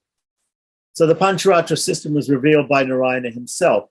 Narayana, as stated, is stated to be only the speaker or expounder and not the author of the Pancharatra. It is a great Upanishad related to all the four Vedas and built up by Sankhya and Yoga. When the Supreme Being is mentioned here as the speaker, the validity of this Agama cannot be questioned. The Ikaina recension or a branch of the Vedas is claimed to have been the basis for the development of the system. This is said to be the root of a big tree of the Vedas, of which the Rik and others are the branches. Of course, this recension is now lost. The question does not, therefore, arise about its validity, much less whether the validity is intrinsic or otherwise. Thus, the Pancharatra Agama is as valid as the Vedas are held to be. The Pancharatra Agama is thus based on the contents of the Vedas. It is pro-Vedic, not because Vedic mantras are frequently cited for the rituals, but also because its tantric mantras are based on Vedic passages. Certain Gayatri mantras are found evolved out of the Vedic Savitri and included as part of the Vedic passages, right? So we look at that Sarva Gayatri section in the Yajnika Upanishad or Mahanarayana Upanishad, which comes in the Taittiriya Aranyaka, right? Thus, this adaptation of the Vedic pattern is followed in Pancharatra Agamas and therefore cannot make it anti-Vedic. The principles of the sacramental character are not anti-Vedic, but are based on the Pancharatra tradition, which in turn is based on the Ikaina ascension of the Vedas. The ceremonial practices of the Pancharatra are exclusively based on this recension and do not deserve condemnation, as in the case of the practices of the Vaikhanasa system, which are based on the Vaikhanasa Sutra. Right. So, with reference to the practice of Panchasamskara enjoined in the Pancharatra tradition, it must be said that while the Vaikhanasa tradition recognizes mere birth in the family of Brahmins which belong to the Vaikhanasa Sutra as itself a qualification for its members who have had upanayana for worshipping God ceremony, the Pancharatric system prescribes an initiation in the form of Panchasamskara, with the liberal intention of permitting every person, irrespective of caste and sex, to worship God personally. This act of initiation is enjoined. The procedure of Panchasamskara is not Vedic, but its practice has sufficient Vedic authority. Vedic mantras are used, and the procedure is on the lines of the Kalpa Sutras. It is not as proof. It is not a proof for the Agama's non-Vedic character. The Panchasamskara is the only initiation, Diksha, for Shudras and women, and a second one for those who have Upanayana. Such initiation is not an anti-Vedic practice, in the case of the twice born. For a special initiation is ordained even for those who have had Upanayana for performing certain Vedic rites. So there are some sacrifices, some Shrauta sacrifices, in which there is a Vedic type of initiation to be done before one can perform that sacrifice, on top of Upanayana. So Upanayana is not the only form of Vedic initiation. This is also called Yajna Diksha. So with this special initiation, the Kshatriyas and Vaishyas are declared to have become Brahmanas, right? And that's a quotation from Manusmriti, right? So the Panchasamskara makes one who receives it a Vaishnava, right? And this is explained even according to Apastamba Shravana Sutra 10 to 5 and 6, right? Which Vyas calls Krita Lakshana. So it means a seen qualification, a doing qualification, right? Thus the second initiation is not enjoined by the Agama only. It is taken to have been inspired by the Shrauta practice. So just as they have this Shrauta practice of having another type of initiation for Vaishyas and Kshatriyas who perform particular Vedic sacrifices, right, on top of the Upanayana, and maybe even for Brahmins, some other Vedic initiation. So similarly, the Panchasamskara, which is a Pancharatric initiation, right, is for everybody, right? Special initiation is ordained only for those who get a general kind of initiation. For details, we have to see Kane on the history of Dharma Shastra. Okay, so that the charge is leveled against the Pancharatra that those who are not qualified for the Upanayana are also given this initiation and declared qualified for worshipping God cannot be sustained. The Ratakara, who does not belong to any of the first three castes, right, who in other words is a Sudra, is not entitled to the Upanayana, is permitted by the Shrauta Sutras to consecrate the Vedic fire. And that quotation is coming to us from, that's very interesting. That quotation is coming to us from Lakshmi Tantra, introduction. Diksha Niyeshti. Okay, we'll have to look up. That's very interesting quotation there. Similarly, permission is given to the Nishada Stapati. Nishada is a type of Sudra, right? Low-born person. Nishada or mixed caste, right? Nishada Stapati, who is not also qualified to have the Upanayana to perform sacrifices such as Agnihotra and Dasha Punamasya, right? So which are Vedic Shrauta sacrifices. So he can have the Upanayana if he needs to perform these particular sacrifices. It is also curious to note that the Ratakara seems to be somebody who either makes chariots, right, or is got something to do with chariots, right, who is held to be not qualified to the Upanayana is allowed to have it under certain circumstances.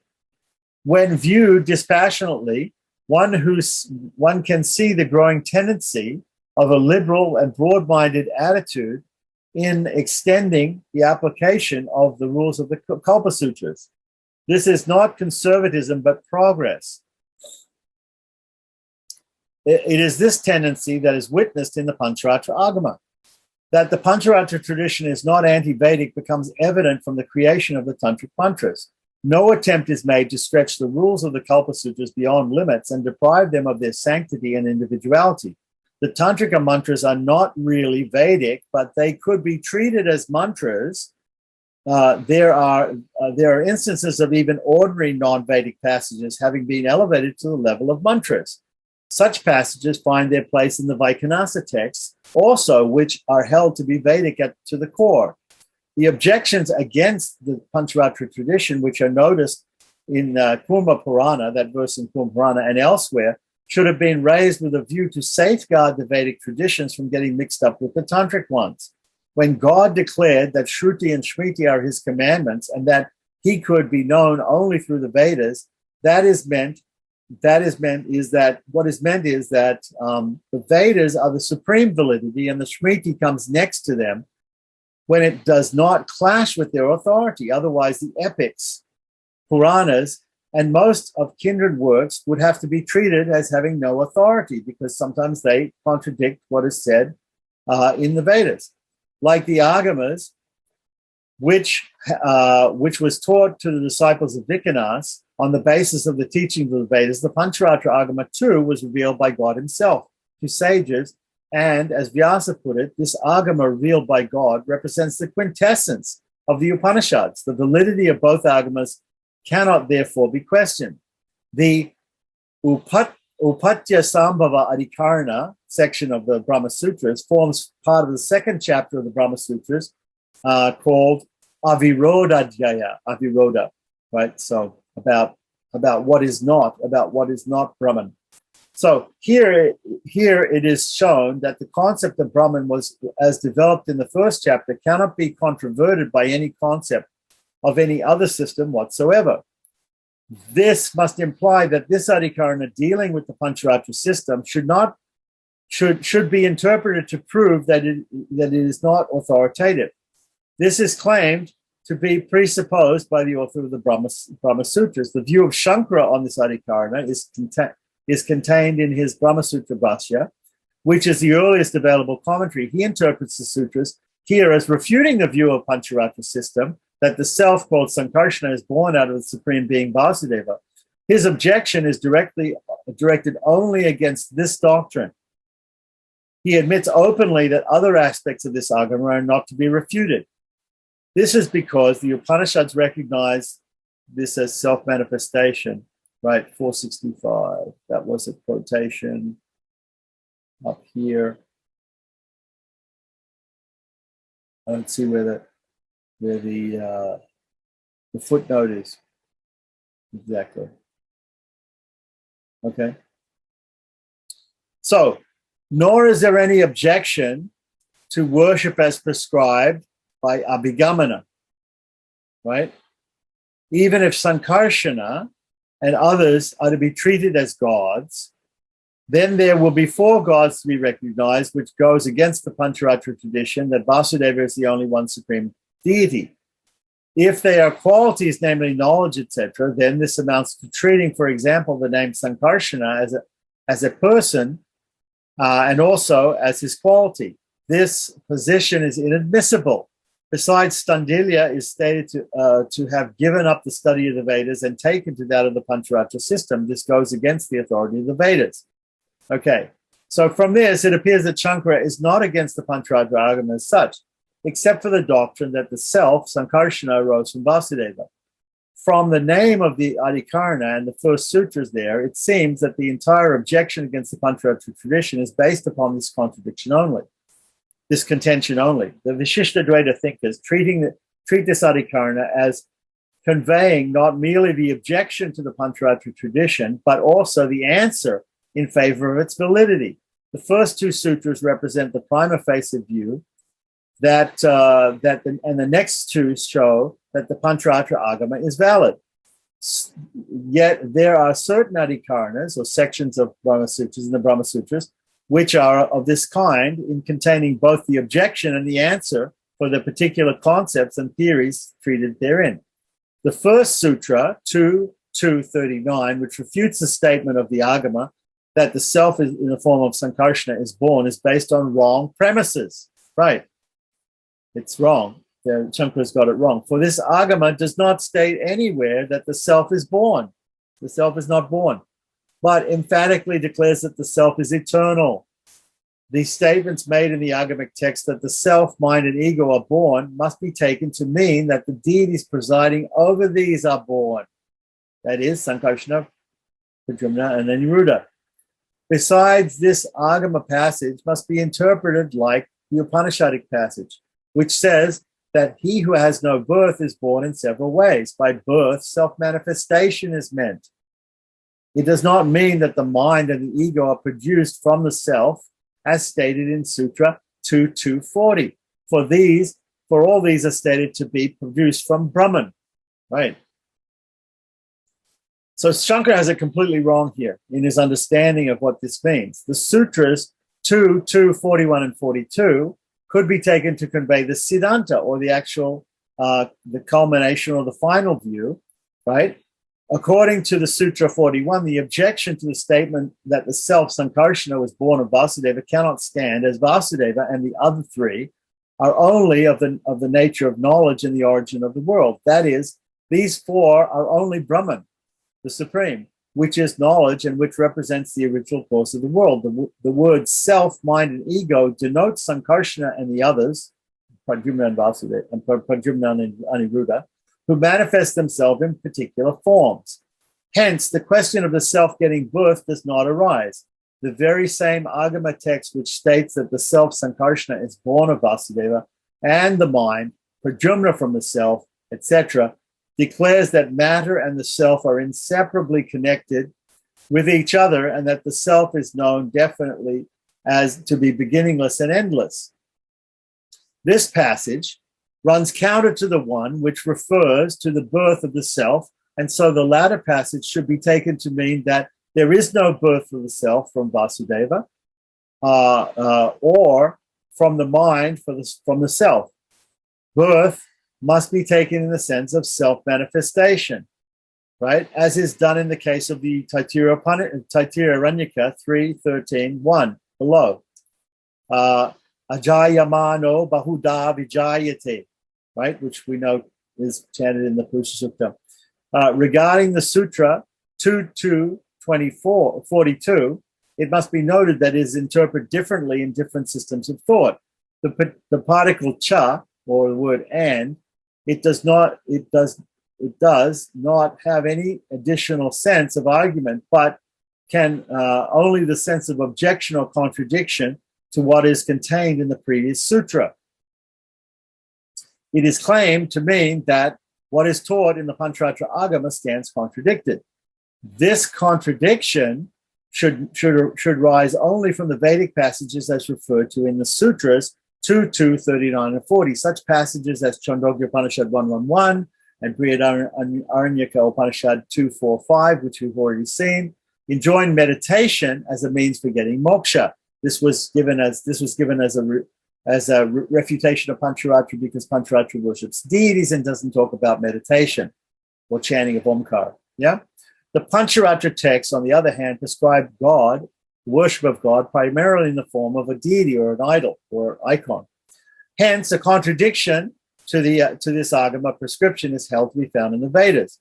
This kind of interpretation does not stand to reason, for the very aim of the Agamas is not to prohibit the method of meditation, right, but to prescribe deity worship as an easier form, which could be practiced by all without distinction.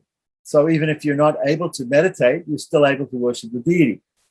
So it is not anti-Vedic. Ramanuja's interpretation, which is based upon that of Yamunacharya, seems to be reasonable.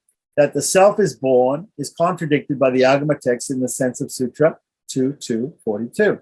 The objection, therefore, of Shankara is not justified. If the four manifestations of God, Vasudeva, Sankarshana, Pradyumna, and Aniruddha, are quite independent of one another, there is the question of more than one supreme being. But these are only the manifestations of the same God, Sriman Narayana, and so have only functional differences.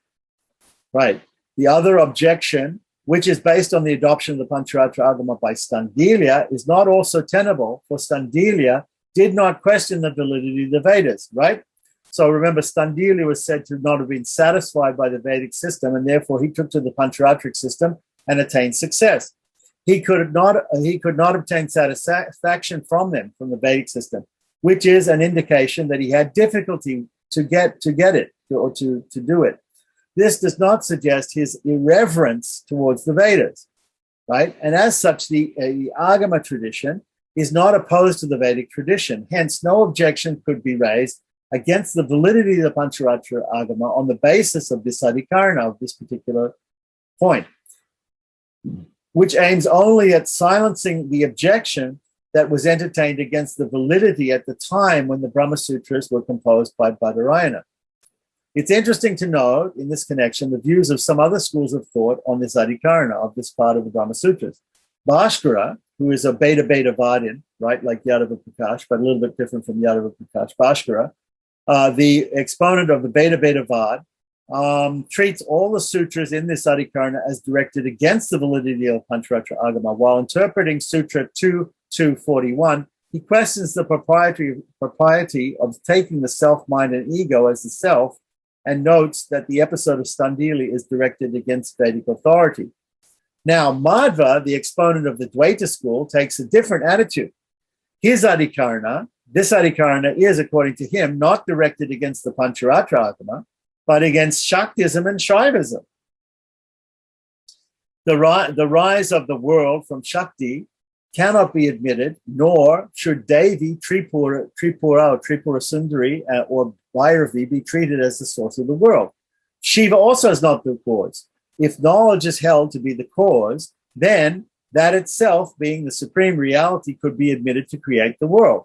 The Vedic passages declare Vishnu as the cause, and so any other interpretation stands contradicted as it is opposed to Vedic authority. So Madhva takes this whole section of the Brahma Sutras as not dealing with Pancharatra Agama at all, dealing with Shaivism and Shaktism, the Shaiva and Shakta Agamas. It is a matter of opinion as to how far this interpretation could be admitted. Right. So, no, of course, everybody doesn't accept what Madhva says, his interpretation. But the previous Adhikarana, the previous section called Pasupatya Adhikarana, right? It stands to reason that because the previous section in the Brahma Sutras is about Shaivism, that this also might be also about Shaivism and Shaktism. Right. This next one is devoted to the rejection of the systems which are devoted to Shiva. It is not the Pasupata system alone that is meant there, but all of them, including the system of Shaivism. Right. Hence, this Adhikarana cannot be concerned with Shaivism. Well, some people would say, well, there's two different sections here, but they're coming together. So Madhva's saying he's lumping them all together, but other people are saying we've already dealt with Shaivism in the Brahma Sutra, so therefore the next section can't be about Shaivism. Hence, this Adhikarana cannot be concerned with the treatment of Shaivism. That's a good argument against Madhva's interpretation. Treating it as directed against Shaktism is meaningful, but the Shakta cult is not totally free from the principles of Shiva's worship, right? So because Shaktism also includes the worship of Shiva, just as we can say also Vaishnavism also includes a little bit of the worship of the Lord Shakti in terms of Lakshmi or Sri Devi and her expansions. So, in a way, this cult may be taken to have been condemned in the previous Adhikarana itself, though not fully, right? So, because the previous one is about Shaivism, and Shaktism also deals a little bit with the worship of Shiva as the consort of Shakti. Therefore, we can say that they both talk about refutation of Shaivism. Anyway, Madhva's interpretation is original and avoids the difficulty of Shankara and Bhaskara were required to face, namely partial acceptance of the validity of Pancharatra and partial rejection based upon their misunderstanding of what it meant. The Vishishtadvaita interpretation is sane and sound in that the objection to the validity of Pancharatra Agamas is noted and the refutation to this objection is admitted. So this is the way that the different acharyas deal with this particular section of Brahma Sutra, the Brahma Sutras, and we can see more about this in Pancharatra Racha by Vedanta Deshika and also Yunanacharya's Agama Pramanya. Treatment of a prima facie view and its rejection at the end in one and the same Adhikarana do not affect the unitary concept of the Adhikarana. Right. So now let's see what some other people have said about it. Nimbarka, the exponent of the Swabhavika Beta Beta Vad, right? So it's also a type of Beta Beta Vad, right? Difference and non-difference school, right? But it's Swabhavika or natural, the natural Beta Beta Vad of Nimbarka, interprets this Adhikarana or this section of the Brahma Sutras as containing the refutation of the system of the Shaktas. So here Nimbarka also, he deals with this as a refutation of Shaktism or Shaktagama. The Shakti cannot be the cause, as no effect, right, could be produced by it without control of the Purusha over it, because you have Shakti and Shaktiman. The Purusha is the controller of Shakti, of the energy. The energetic is the controller of the energy. So energy itself cannot be the ultimate cause because the energetic has to control the energy. That's Nimbarka's point. The Sutra 40 which is numbered by him as 43, because the different acharyas, because of their breakup of the sutras and the breakup of the topics, right, they sometimes get different numbers in the Brahma Sutras, right? So Nimbarka has named it as 43, 2243, means that Shakti cannot be the cause if Purusha is the agent. The Sutra 41, numbered as by Nimbarka as 44, admits Shakti to be the cause if it rests in Brahman. If it rests in Brahman, that's an important point here. Shakti can be the cause, right? The energy of God can be the cause of the material nature, right? Or can be the cause of so many things, right? If it rests in Brahman, if its source is Brahman, if its source is the Supreme, right? So that Shakti could not be admitted as an independent cause is conveyed by Sutra 442, numbered 45 by Nimbarka, as this would contradict Shruti and Smriti, right? The Vedas and the Smriti Shastras. In this context, it is curious to find that Kashmir Bhatta is a reference to Keshava Kashmiri Bhatta, right, who was an Nimbarkacharya, who was the author of Pramadipika, right, as we know, right? The sub-commentator on Nimbarka's Brahma Sutra Bhashya, which is called the Vedanta Parijata Saurabha. So if anybody's interested in Vedanta Parijata Saurabha, they can get in touch with me. Also, we have that in English, and we can go through these sections in the original if we want to understand more about Nimbarka's, general thoughts on Vedanta Sutra, but also specifically this particular subject of Pancharatra. Or this Adhikarana, let's say, because Nimbarka teaches it as a refutation of Shaktagama or Shaktism. Follows the Vishishtadvaita. So Kashmiri Bhatta, meaning the Nimbarkacharya, Keshava Kashmiri, right, the author of Pramadipika, he actually, in his sub-commentary on Nimbarka's Brahma Sutra Bhashya Vedanta Parijata Saurabha, he follows the Vishishtadvaitic interpretation of his Kaustubha Prabha. This would be very interesting to people to see the link between the understandings of Keshava Kashmiri and the Sri Vaishnavas. Because he follows the Vishishtadvaitic interpretation in his Kaustubha Prabha, which is his commentary on Nimbarka's commentary, sub-commentary.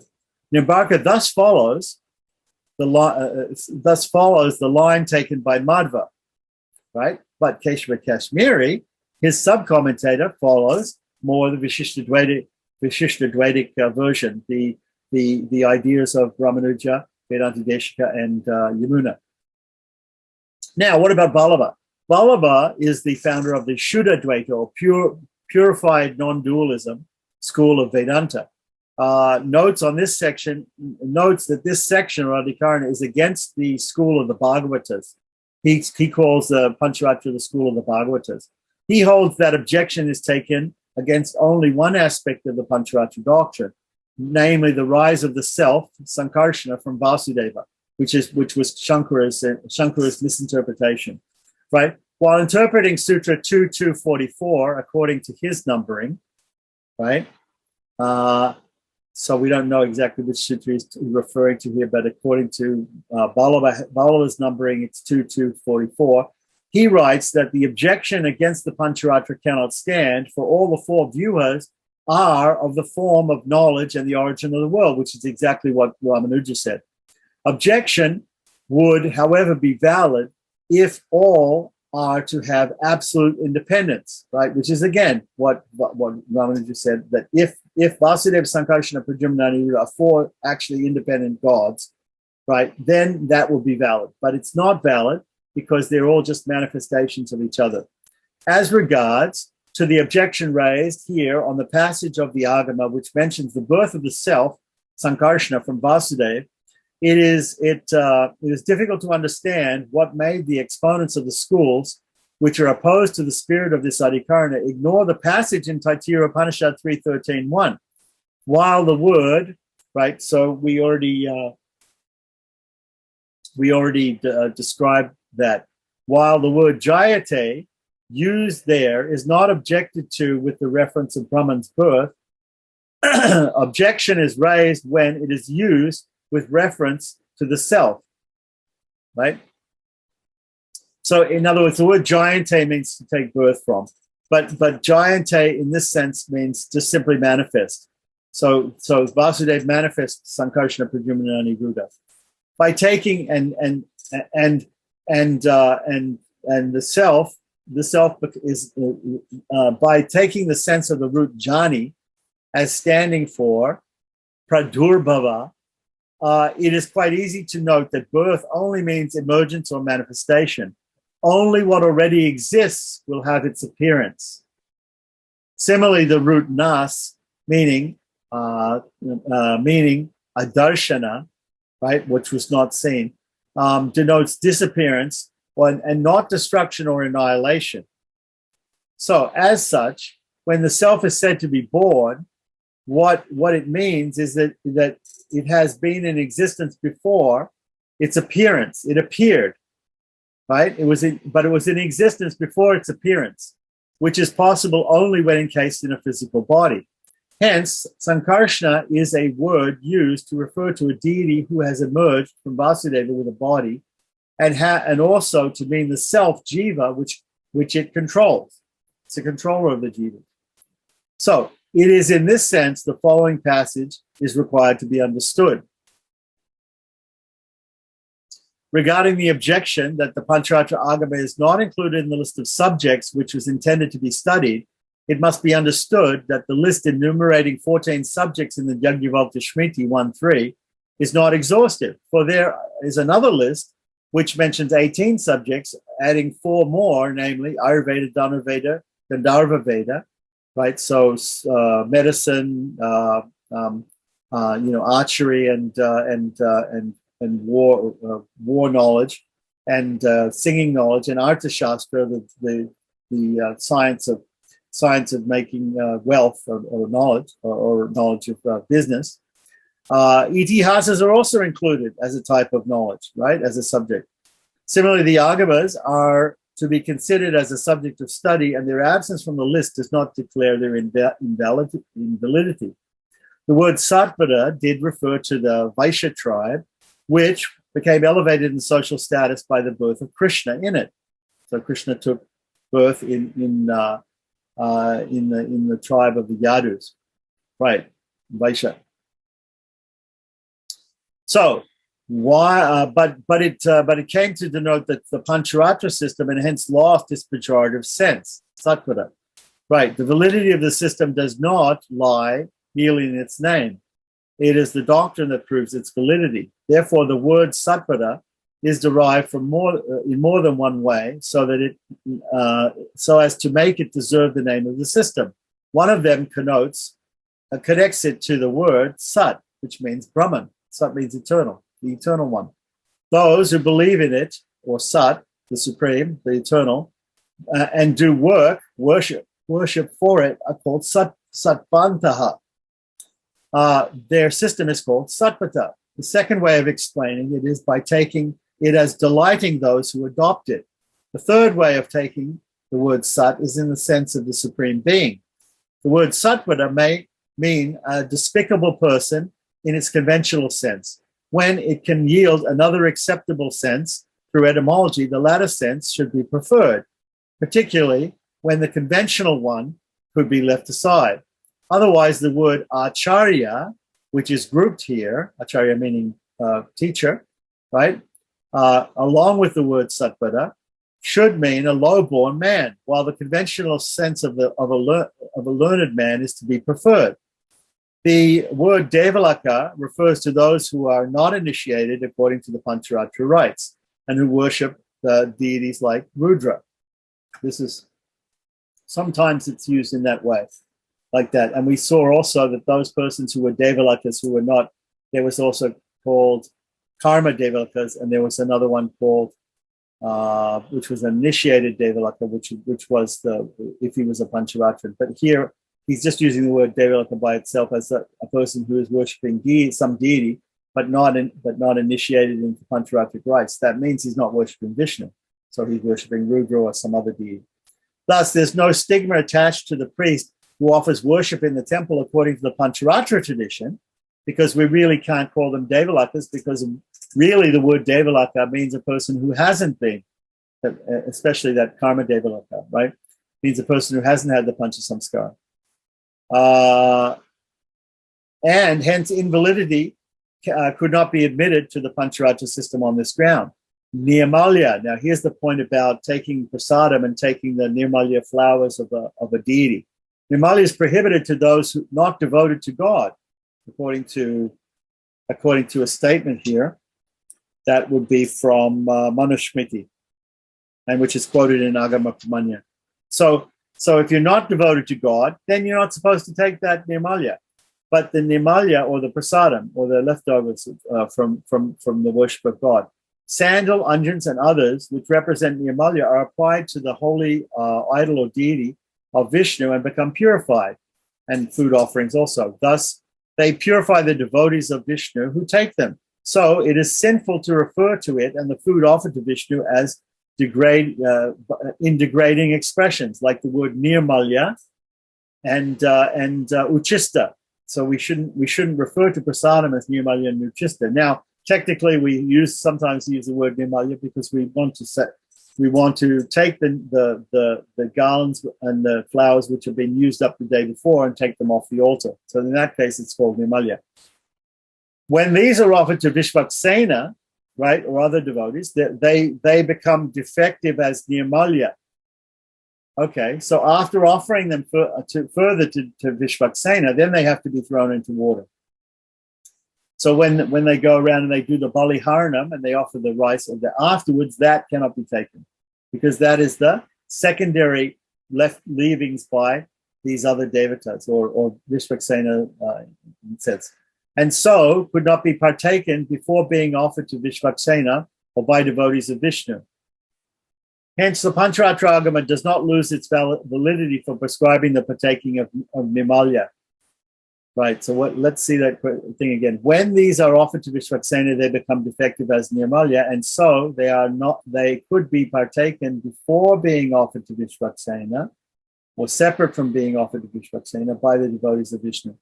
Right, so that quotation is actually from Parameshwara Samhita. Parameshwara Samhita. It says here, Vishnu Samhita offers a wise interpretation. Nirmalya is a reject when offered to other deities. This text refers to the view of some scholars that hold that what is offered to Vishnu must be taken by his devotee. So really, we're talking about offerings made to other deities. Hence, the Pancharatra Agama does not lose its validity for prescribing the taking of nirmalya. It's an important point. Lastly, the authority of the Pancharatra system cannot be assailed on the ground that the Vaikhanasa system contains vehement attacks on this Agama. Thus, the Vaikhanasa is based on the Vedic authority. That the Vaikhanasa is based on the Vedic authority cannot be an argument in favor of its superiority over the Pancharatra, since the latter is also based on the Vedas to a limited extent, and this can be used as a defense in its own favor. Mutual recrimination is noticed in the text of both the Agamas. And so it's not easy to settle the authority of one at the expense of the other. It would be prudent to treat each one as valid without reference to the other. In all probability, such passages which condemn the authority of each other should have got into these texts at a later date. So they're probably, he's saying these bad-mouthing of the different Agamas by the Vaikhanasa by the Pancharatra and the Pancharatra by the Vaikhanasa may have come in as interpolations, as added verses later on by people who felt some enmity towards the other followers of the other Agama. Vedanta Deshika remarks that such passages should have been interpolated by those who were greedy or eager to occupy forcibly